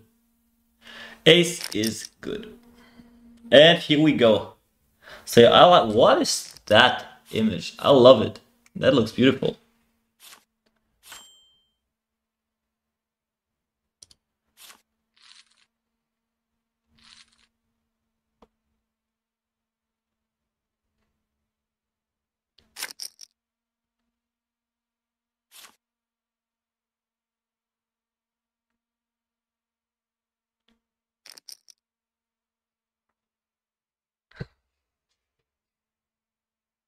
CSSSS, what's up?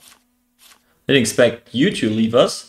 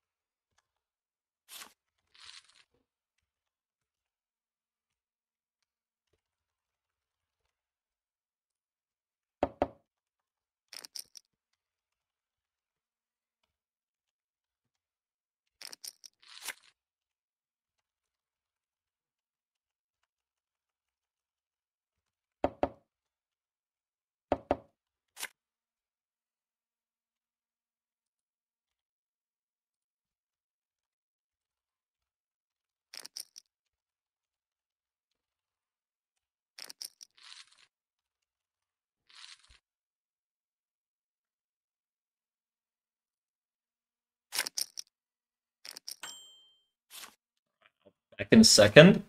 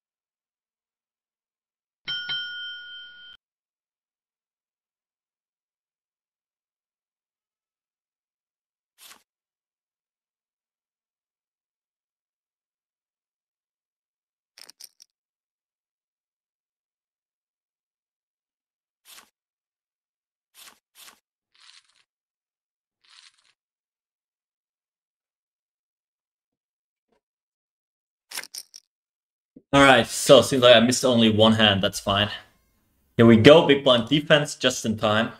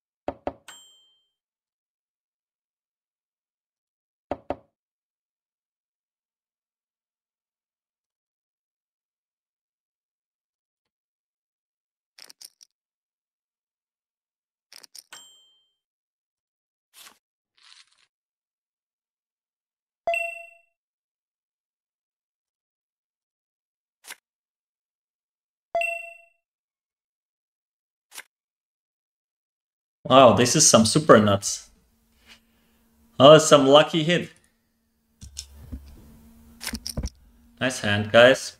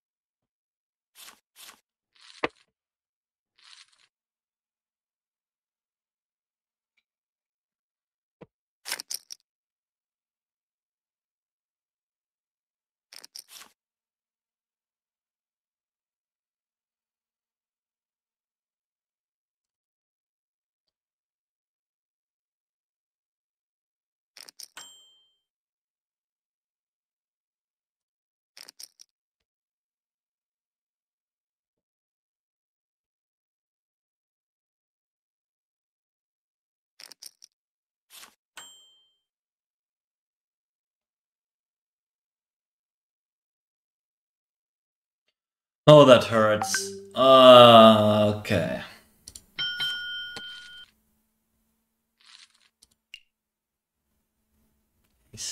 Okay.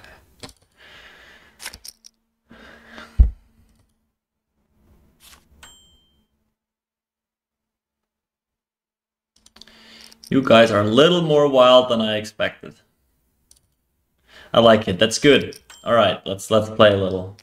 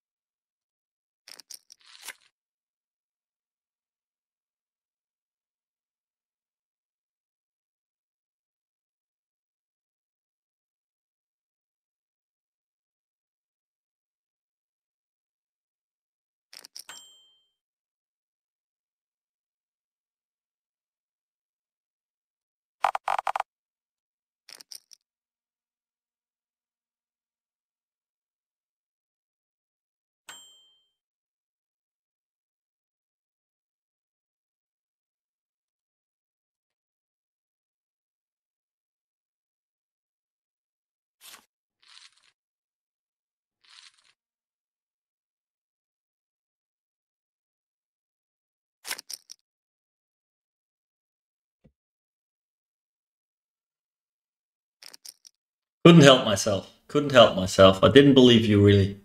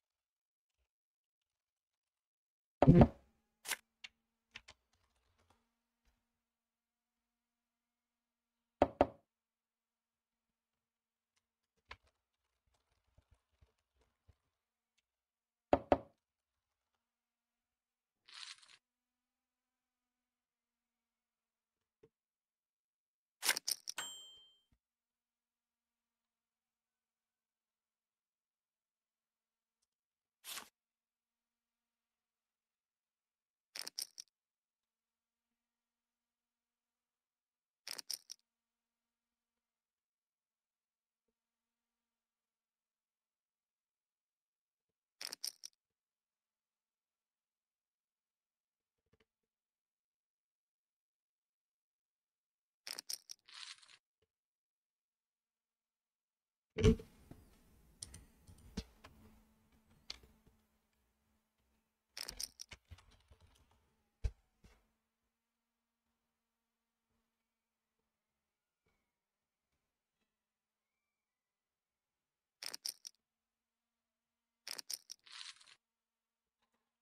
wow.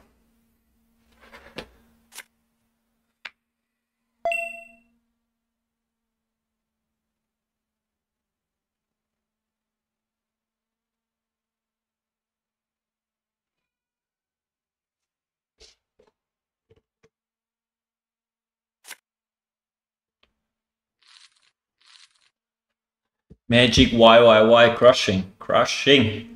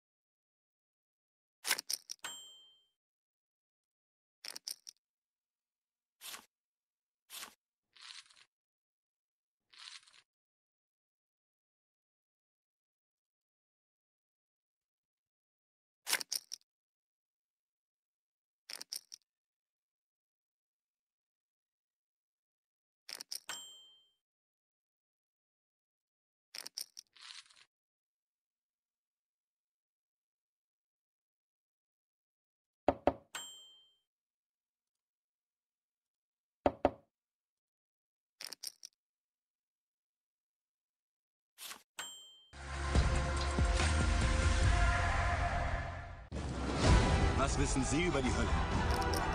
Sind Sie dort gewesen? Unwanted.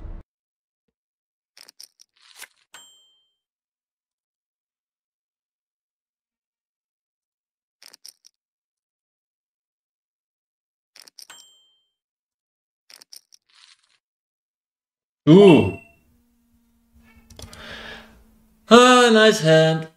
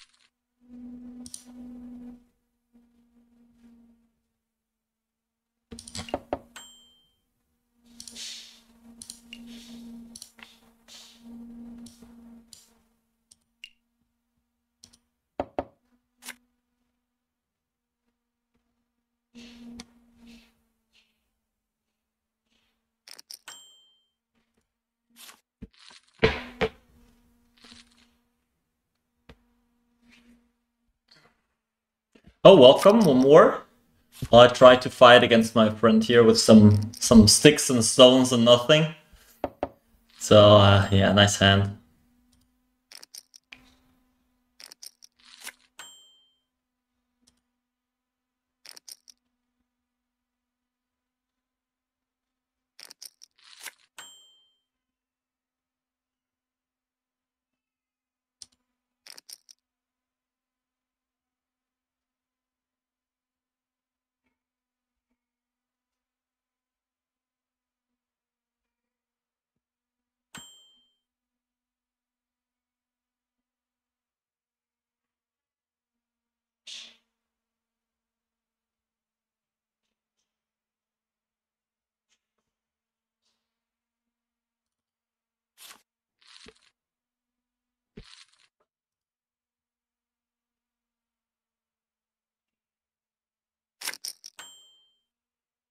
Alright, we got the straddle on again.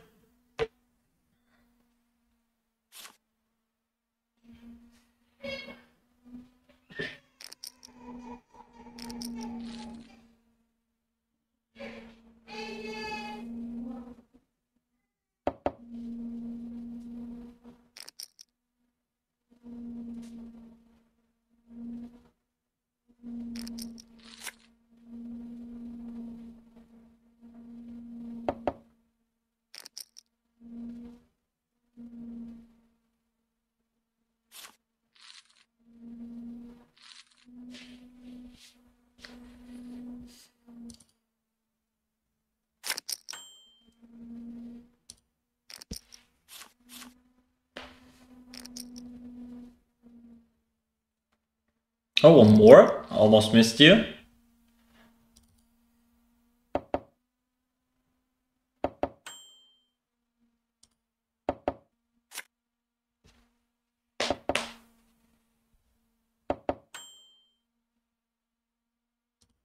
And finally, full table. Here we go.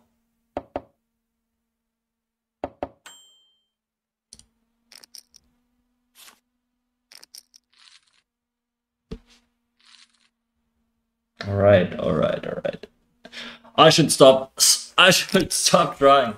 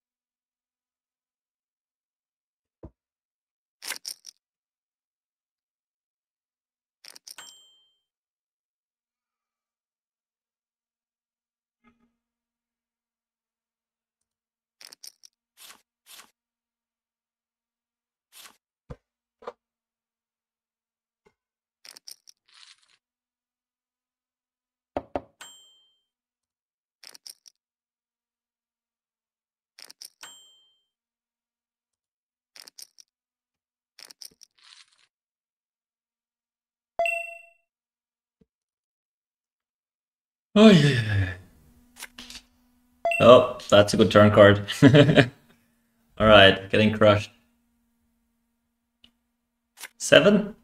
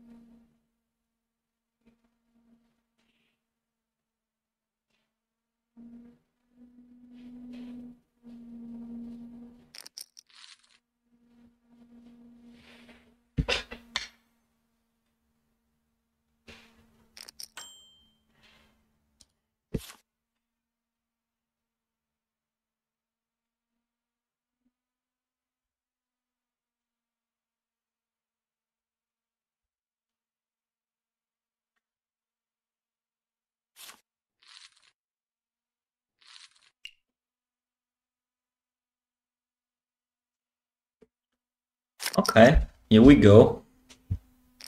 Interesting stuff going on. Let's see, let's see. Definitely in the wrong gear right now. You guys are crushing me.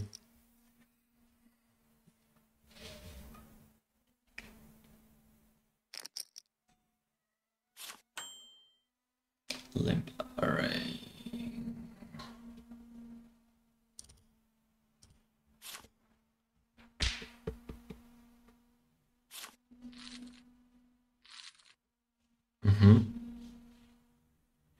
We're playing some cards, guys. Magic White, what did you fold in the spots before?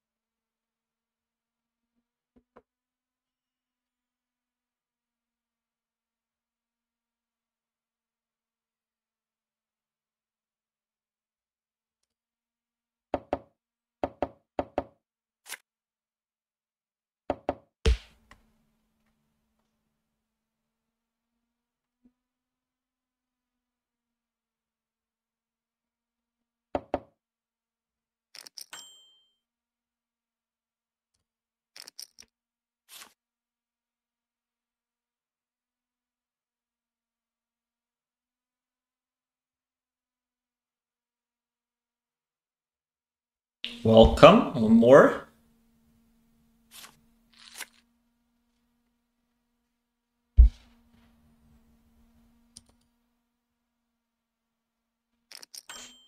No, I'm not folding to you, I'm sorry. If you have it, you have it, that's okay. That's okay. No, no, no, enough is enough.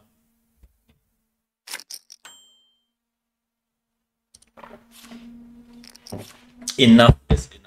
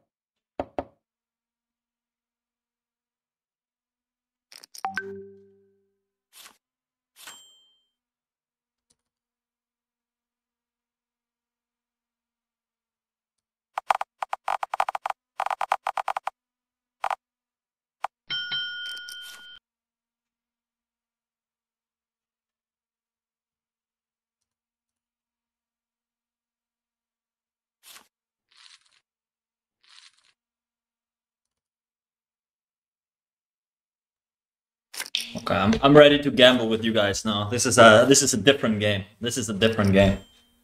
Let's go. Let's go.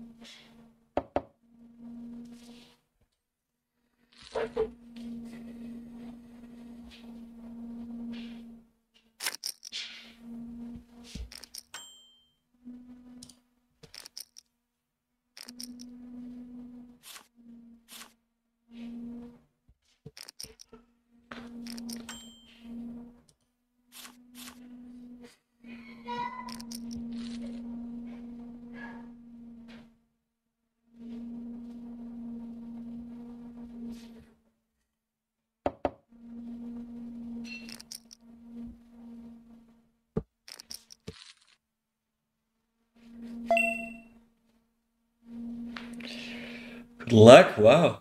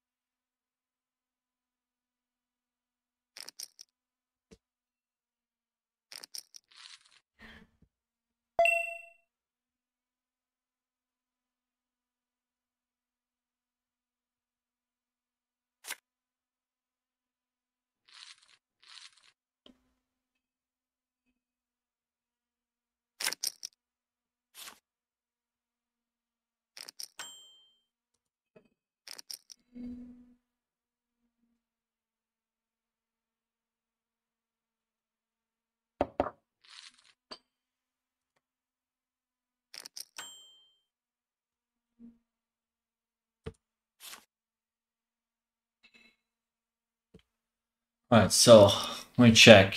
Magic YYY bluffing me left and right with a 3 and 4 bets and aces once. What else we got? Double E, double S, double B, double A crushing me with the 7-8 offsuits. Also, there was one more guy he left who crushed me. I'm stuck like 10k or 8k, something like that. Let's see. Tough to win it back if there are not more chips on the table. Let's see. Still hoping for the best. Still easily over an hour left playing. 3 deuce 10. That's very long straights.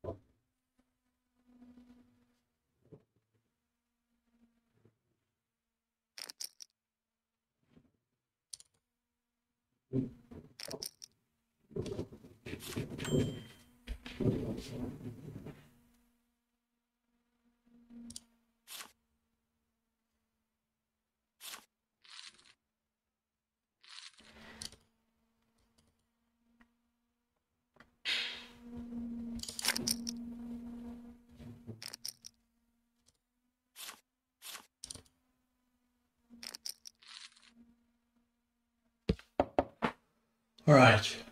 So, guys, 2 seats open. Feel free to join anytime. Well, we see some magic over betting here. Flop over betting against the short stack.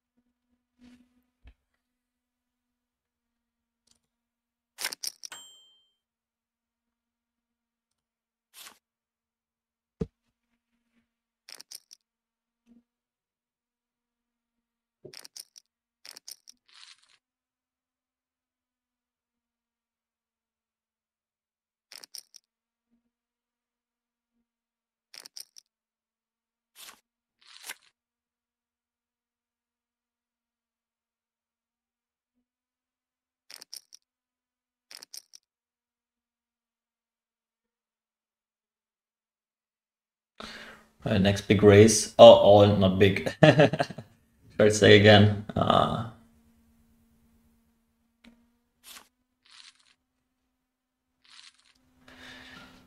MVP, just freaking crushing. Crushing. All right, so you go. Next raise, next raise. Raising machine. Good luck, the two of you. Ace 4, King Jack, seems fair. 60-40 on the flop.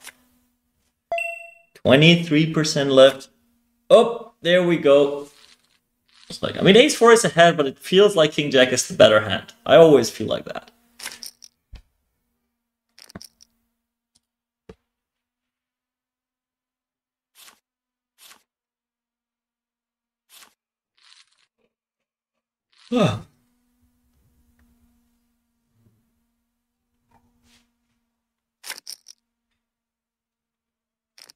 It's a little card dead the last 2 orbits, but I'm sure I'm back in the middle of the action any moment.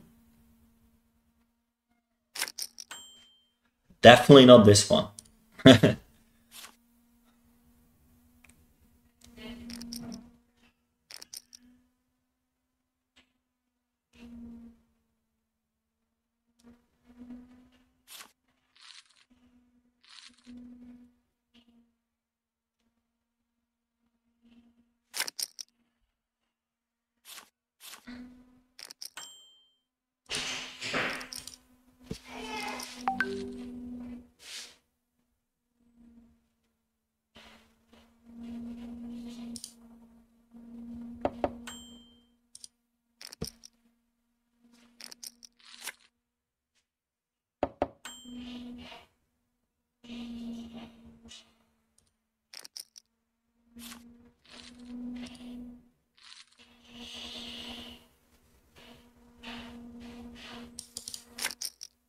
All right, if we don't get any hands, we just gotta win bluffing.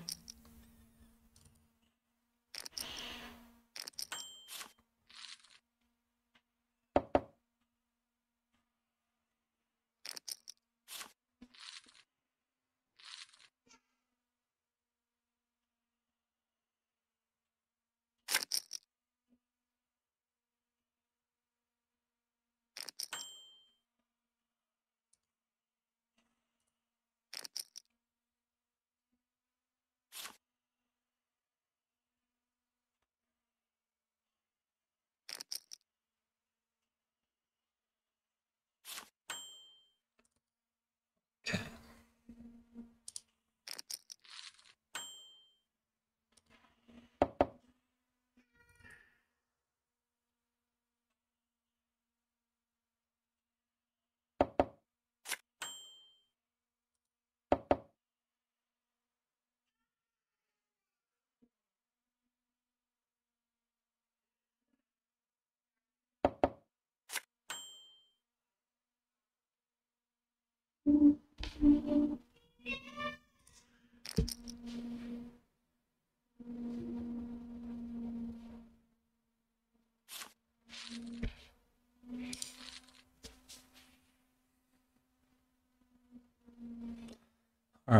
All right. That's a fair 3-bet. I thought you were messing around again.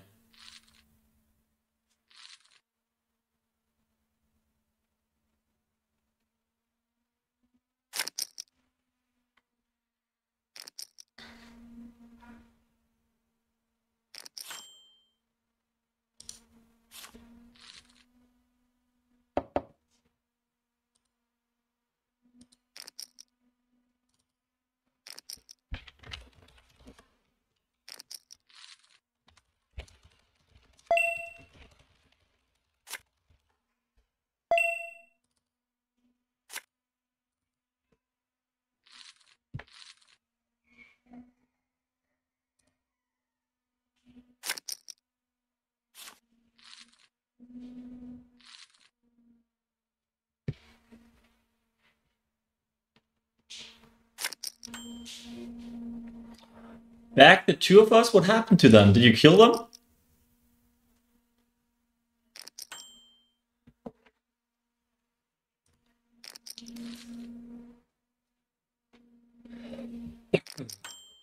All right, let's see where this heads up is bringing us.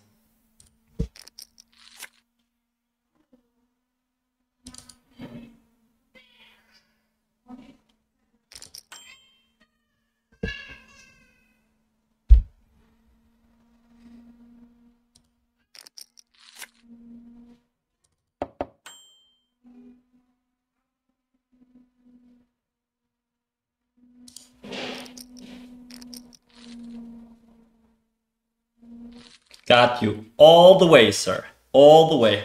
Now we are talking. Nice turn over bet.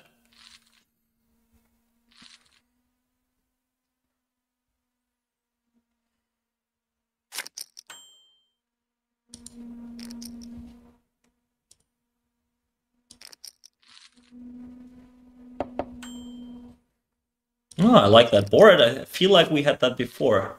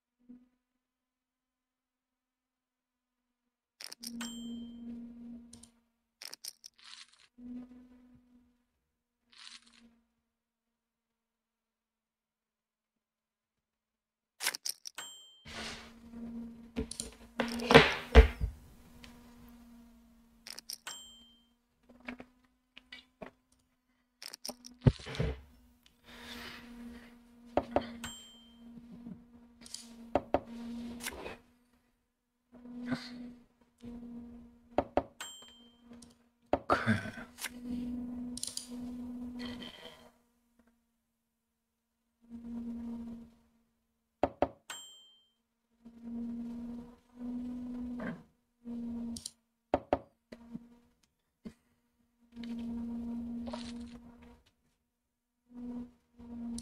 It seems like it's getting dark here. Oh, yeah. That looks better. All right, I got a call.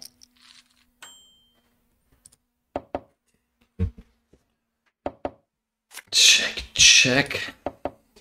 King.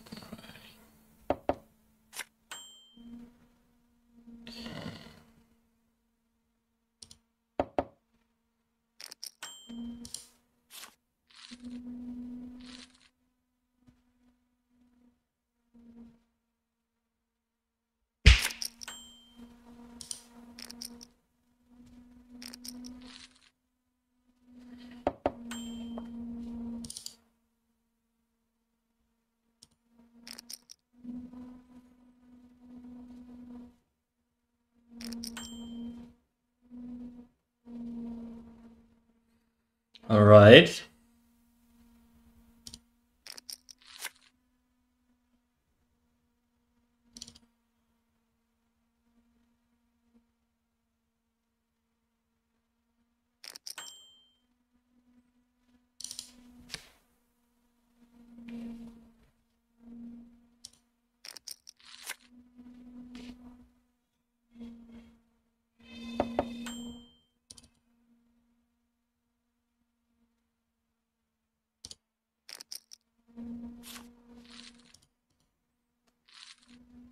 That worked out. Yeah.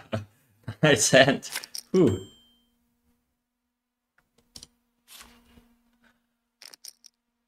That worked out nicely. Oh, nice hand. Just that ace king, you can't do anything.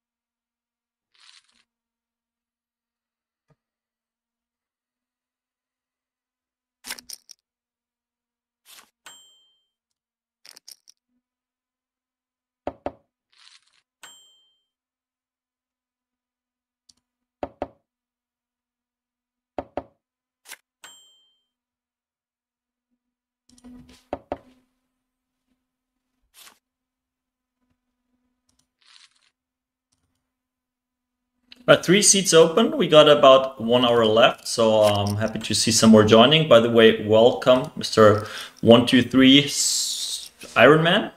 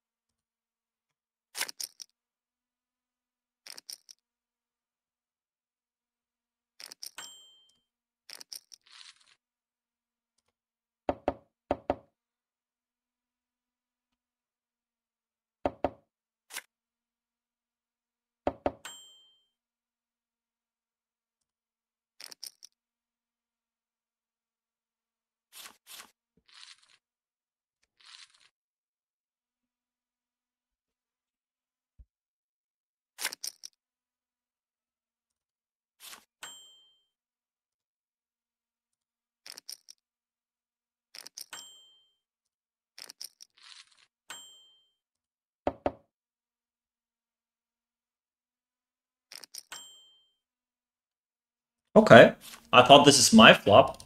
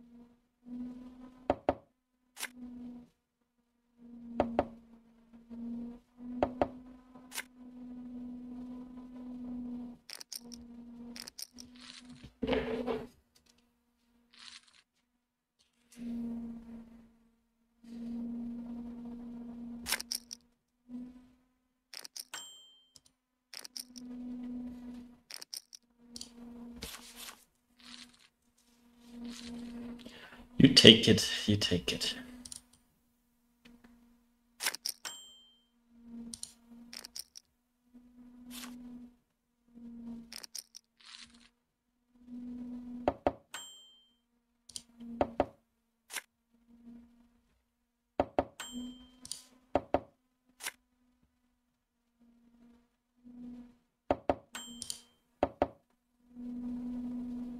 Ooh, okay. Expected to always win here. 3-4 off.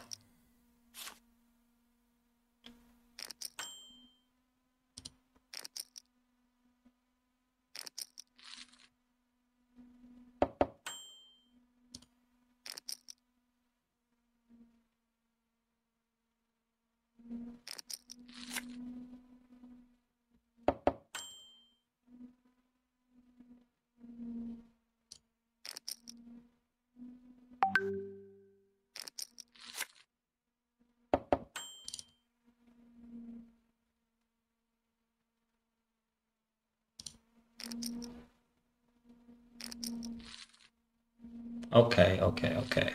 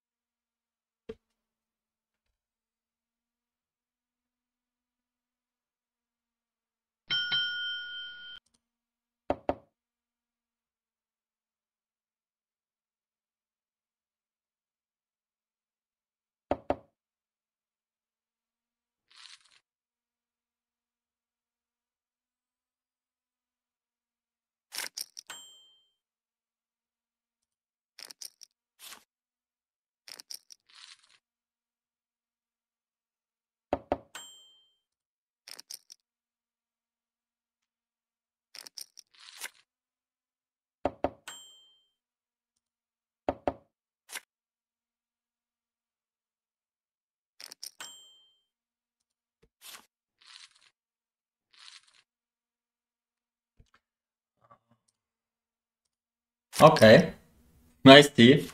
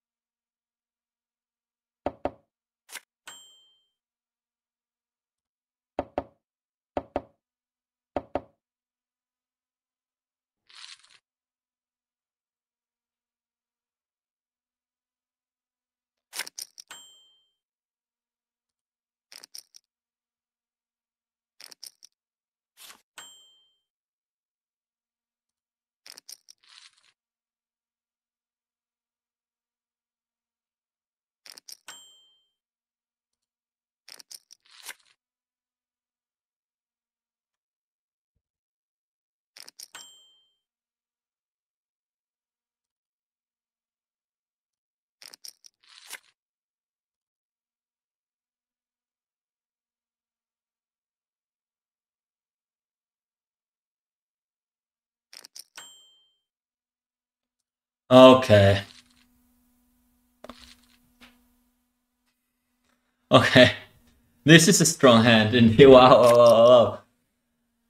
I thought I have at least 2 outs. I was absolutely wrong.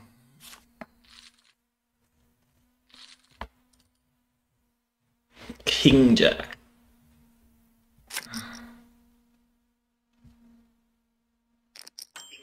我操！我进去就废了。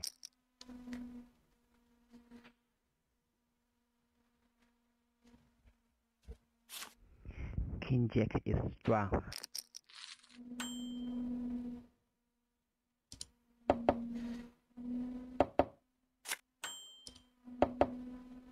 Last King Jack.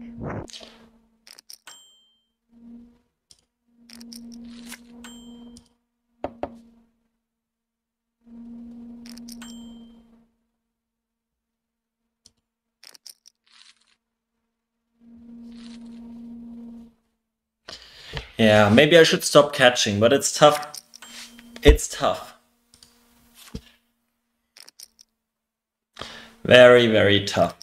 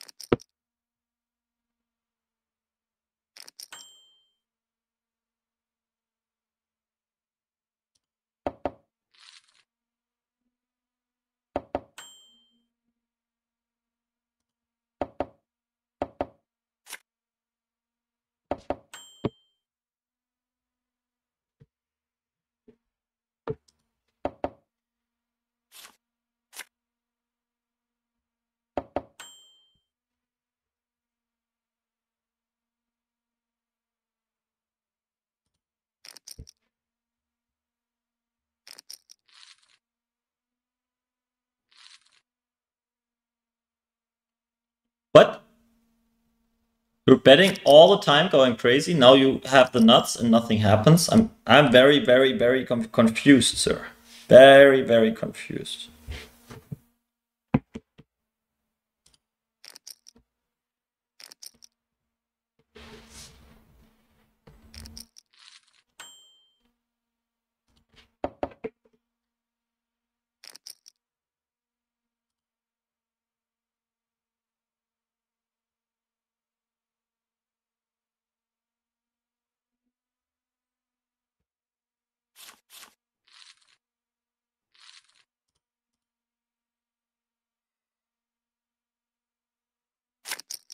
Okay. King 4 suited. I'm still getting crushed. I'm catching whenever you have it. And I'm folding whenever you go crazy. Ah, come on.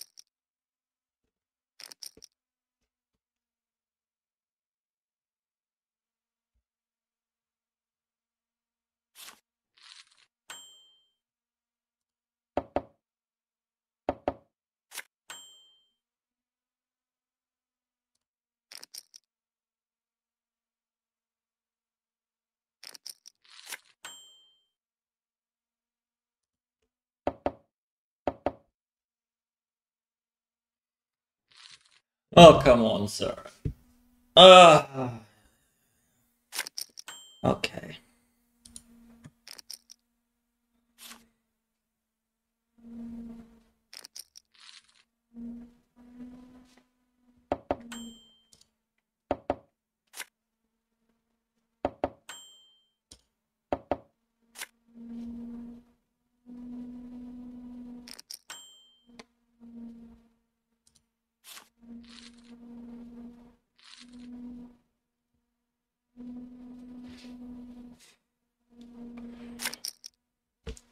Okay, something is going wrong here. Something is clearly going wrong. I gotta change that. 40 minutes to go. Great that you guys are here. It's absolutely a challenge. I enjoy it. So yeah, let's see.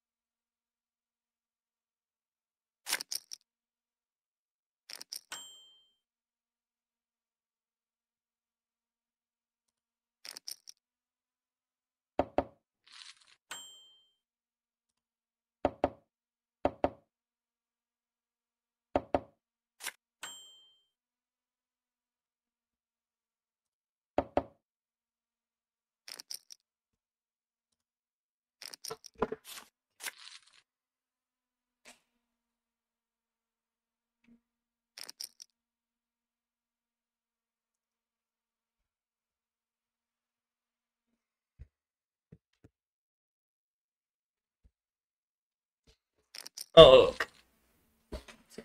Queen Jack. All right. Like.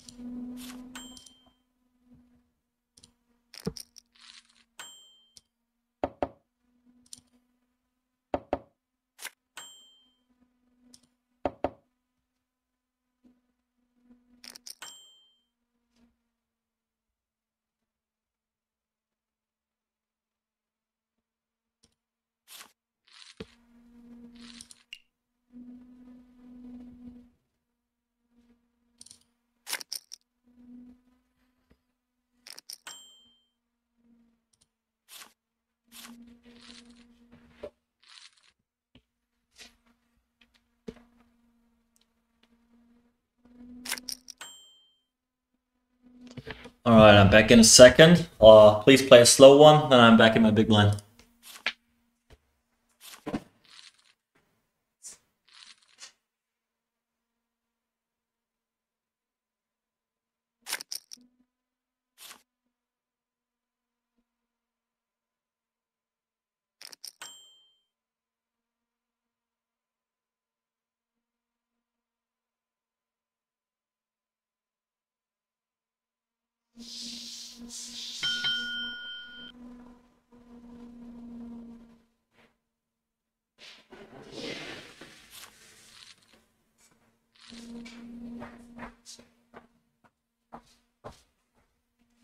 Alright, missed my big blind. Let's see. I'll look up what I had in a second. See it here? 7-9 suited. Okay. Probably not too bad, but I can take it.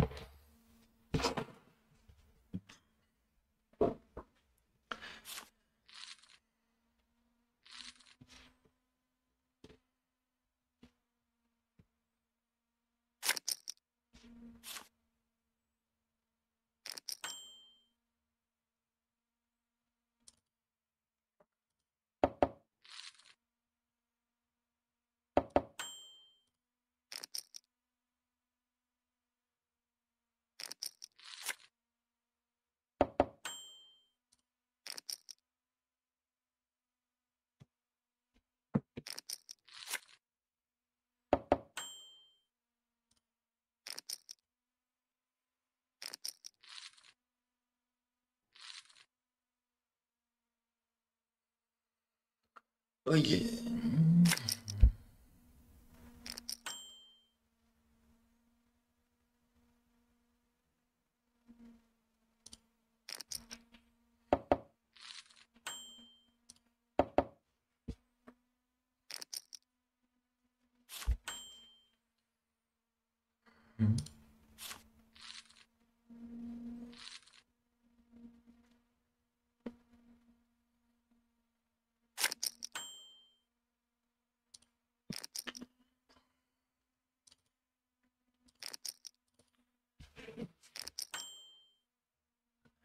Okay, getting a snack. I need a snack. This is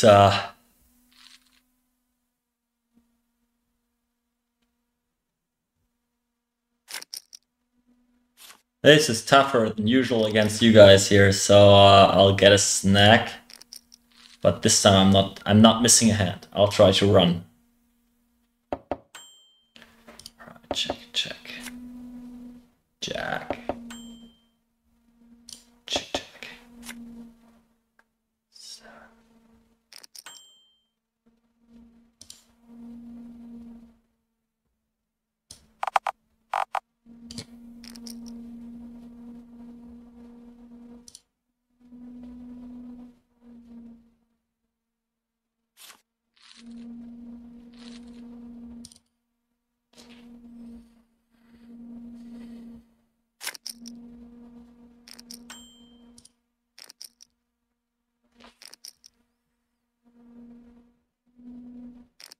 Okay, time for the snack run. Good luck, guys.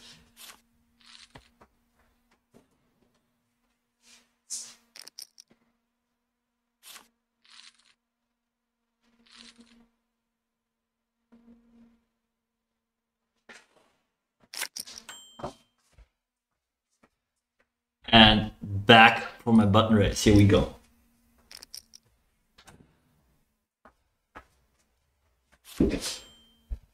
Okay, it was a light button race. You win. Fuck. Next time I better time out.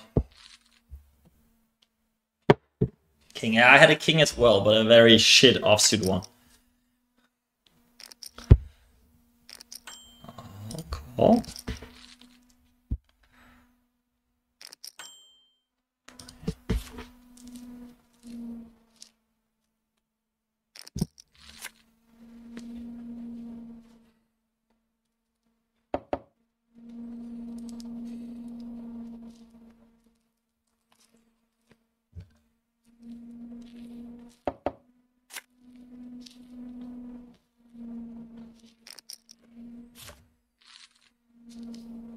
Nice hand.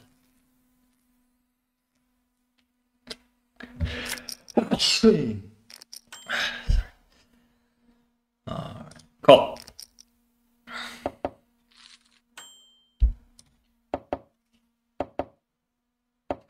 Need some more energy to fight you guys.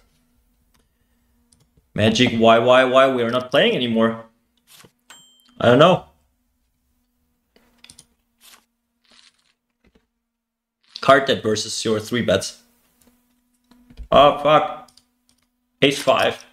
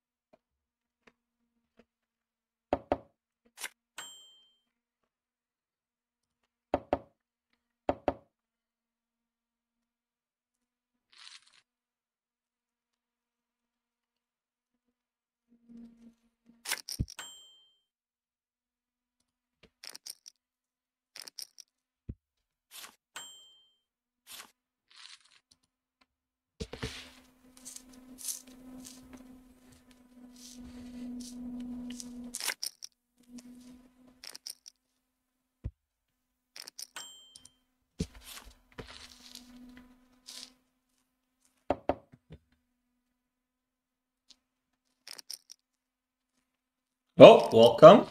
You got a good half an hour to go. Looks like some nice handwriting in your avatar. Let me see, do I figure out anything? Not really. Not really.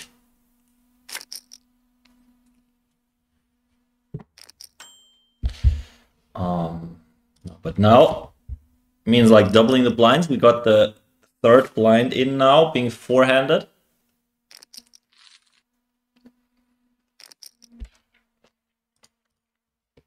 Better chance for me to fight back. Good luck. Oh.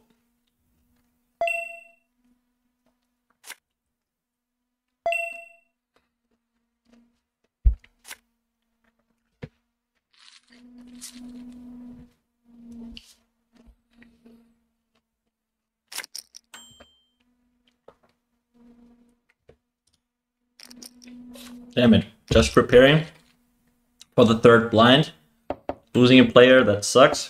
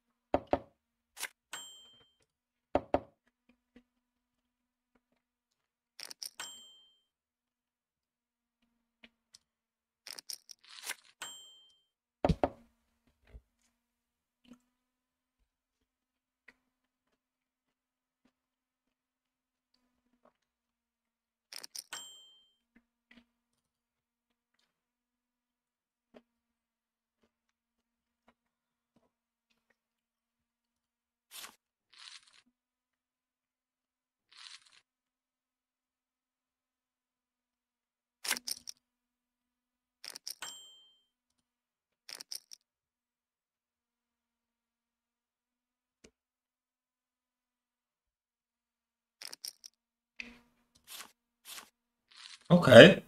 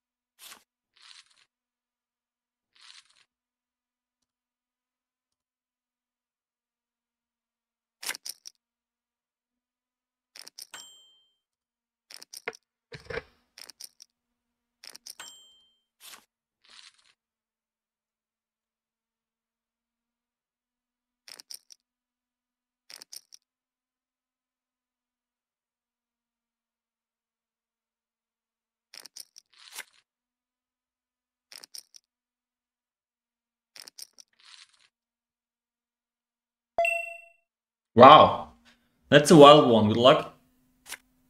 Boom. You are freaking on fire today. On fire. Magic YYY.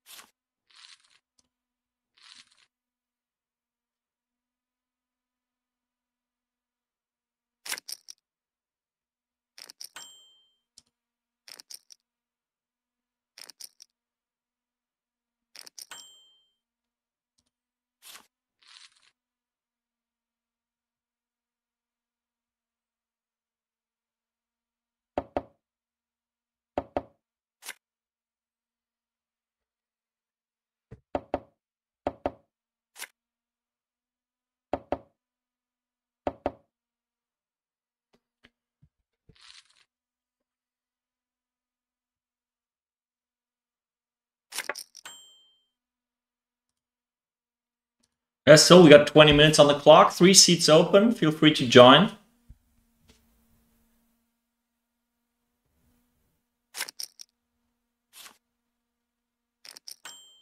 No, really, I cannot call. Really not.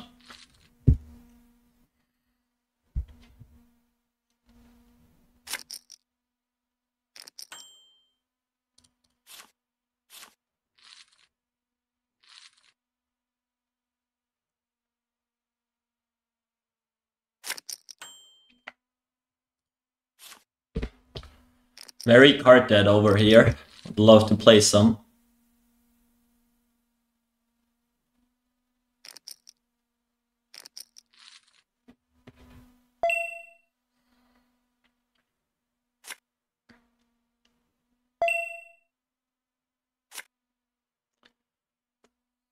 We shouldn't play against Magic YYY today. Oh, 911, call someone 911. Hello?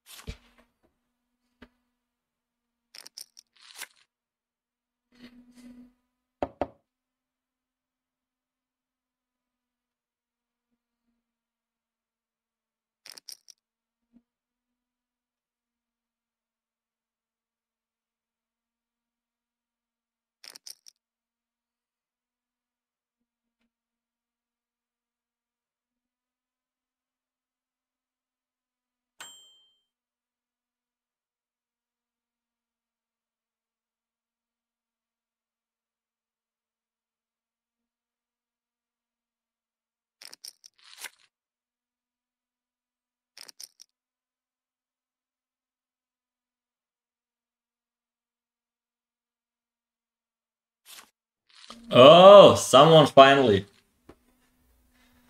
But okay, that's a strong hand. A good start for you.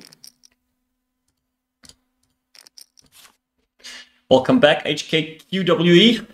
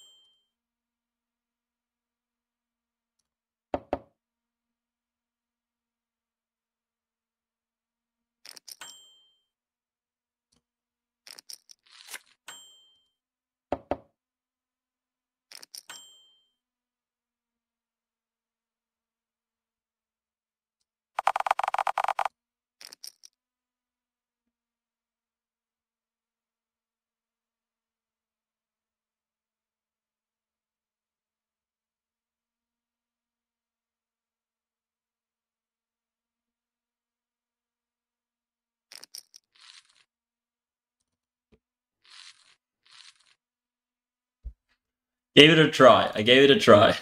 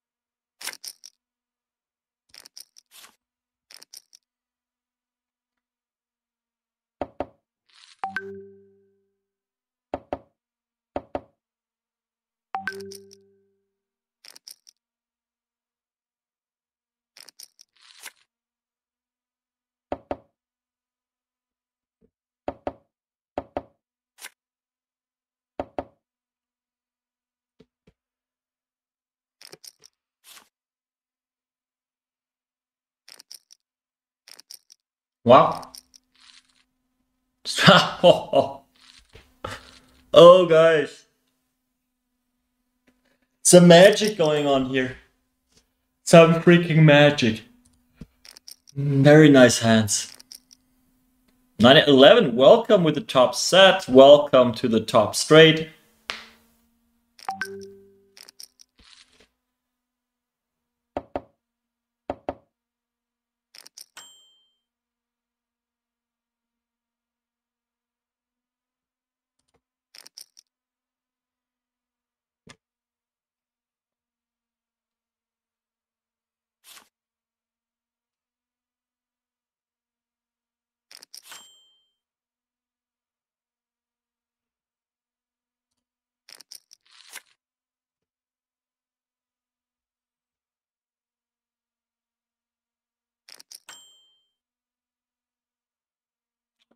Ah, not my turn card. I was ready for some big call downs, not this one though.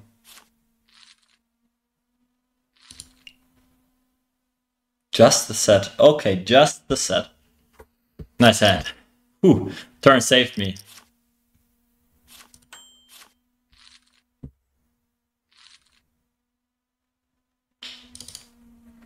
Some strong hands around here. Oh, welcome. One more player.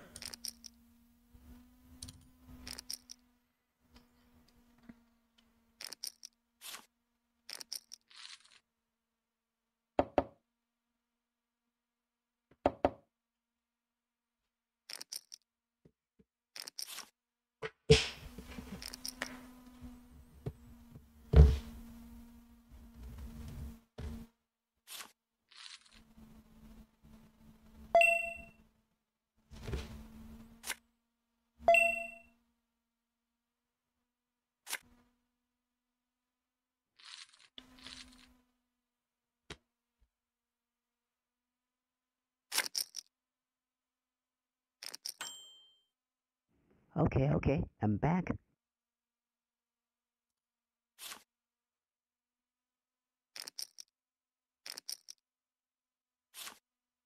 Good. Good.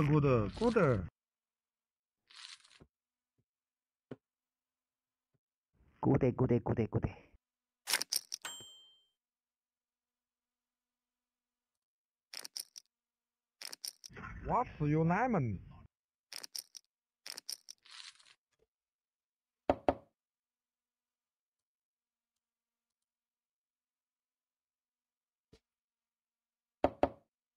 Full.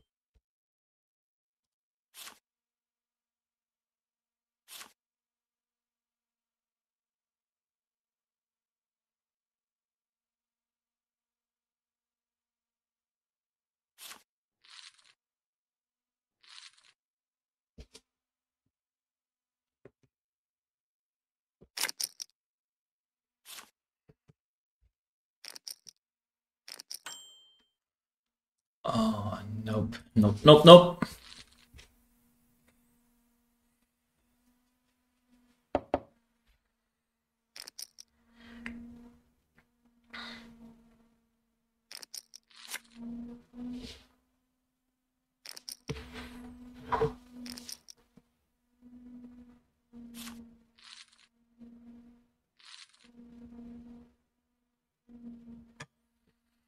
Where are all the sets coming from?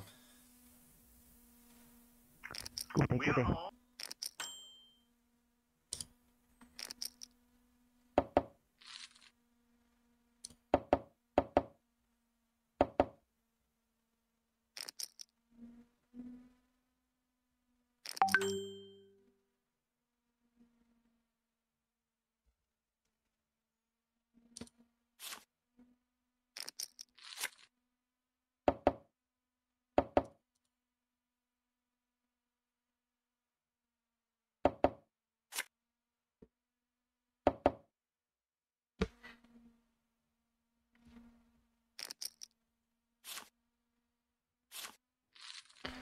Okay, tough to get my set if I fold the flop.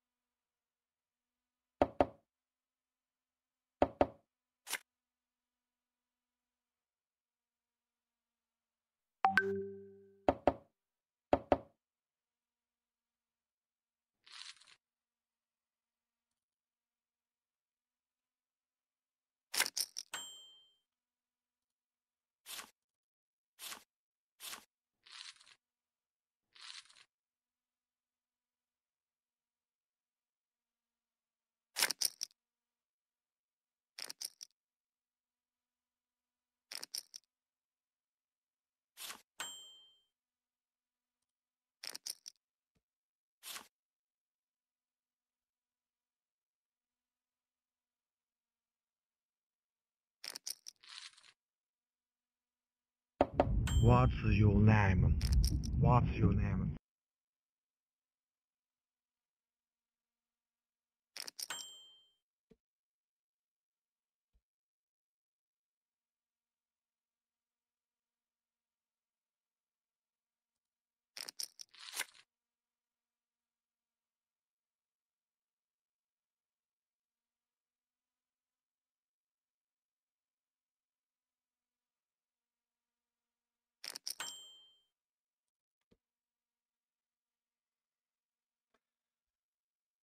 Ay.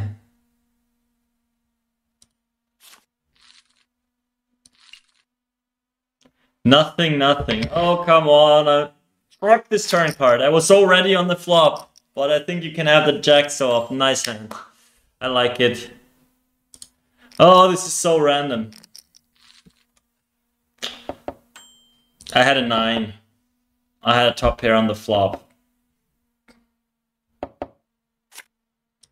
Oh, that hurts.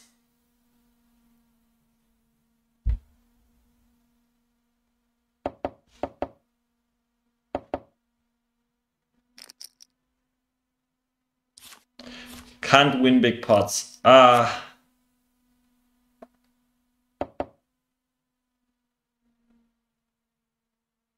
Just jam. Yeah.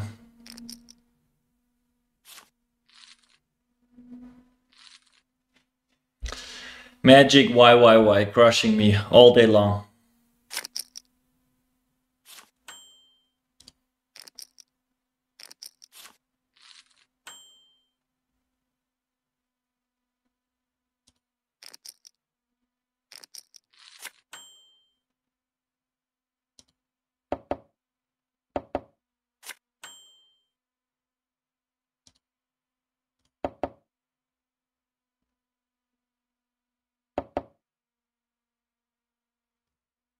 Okay, didn't expect to win this one.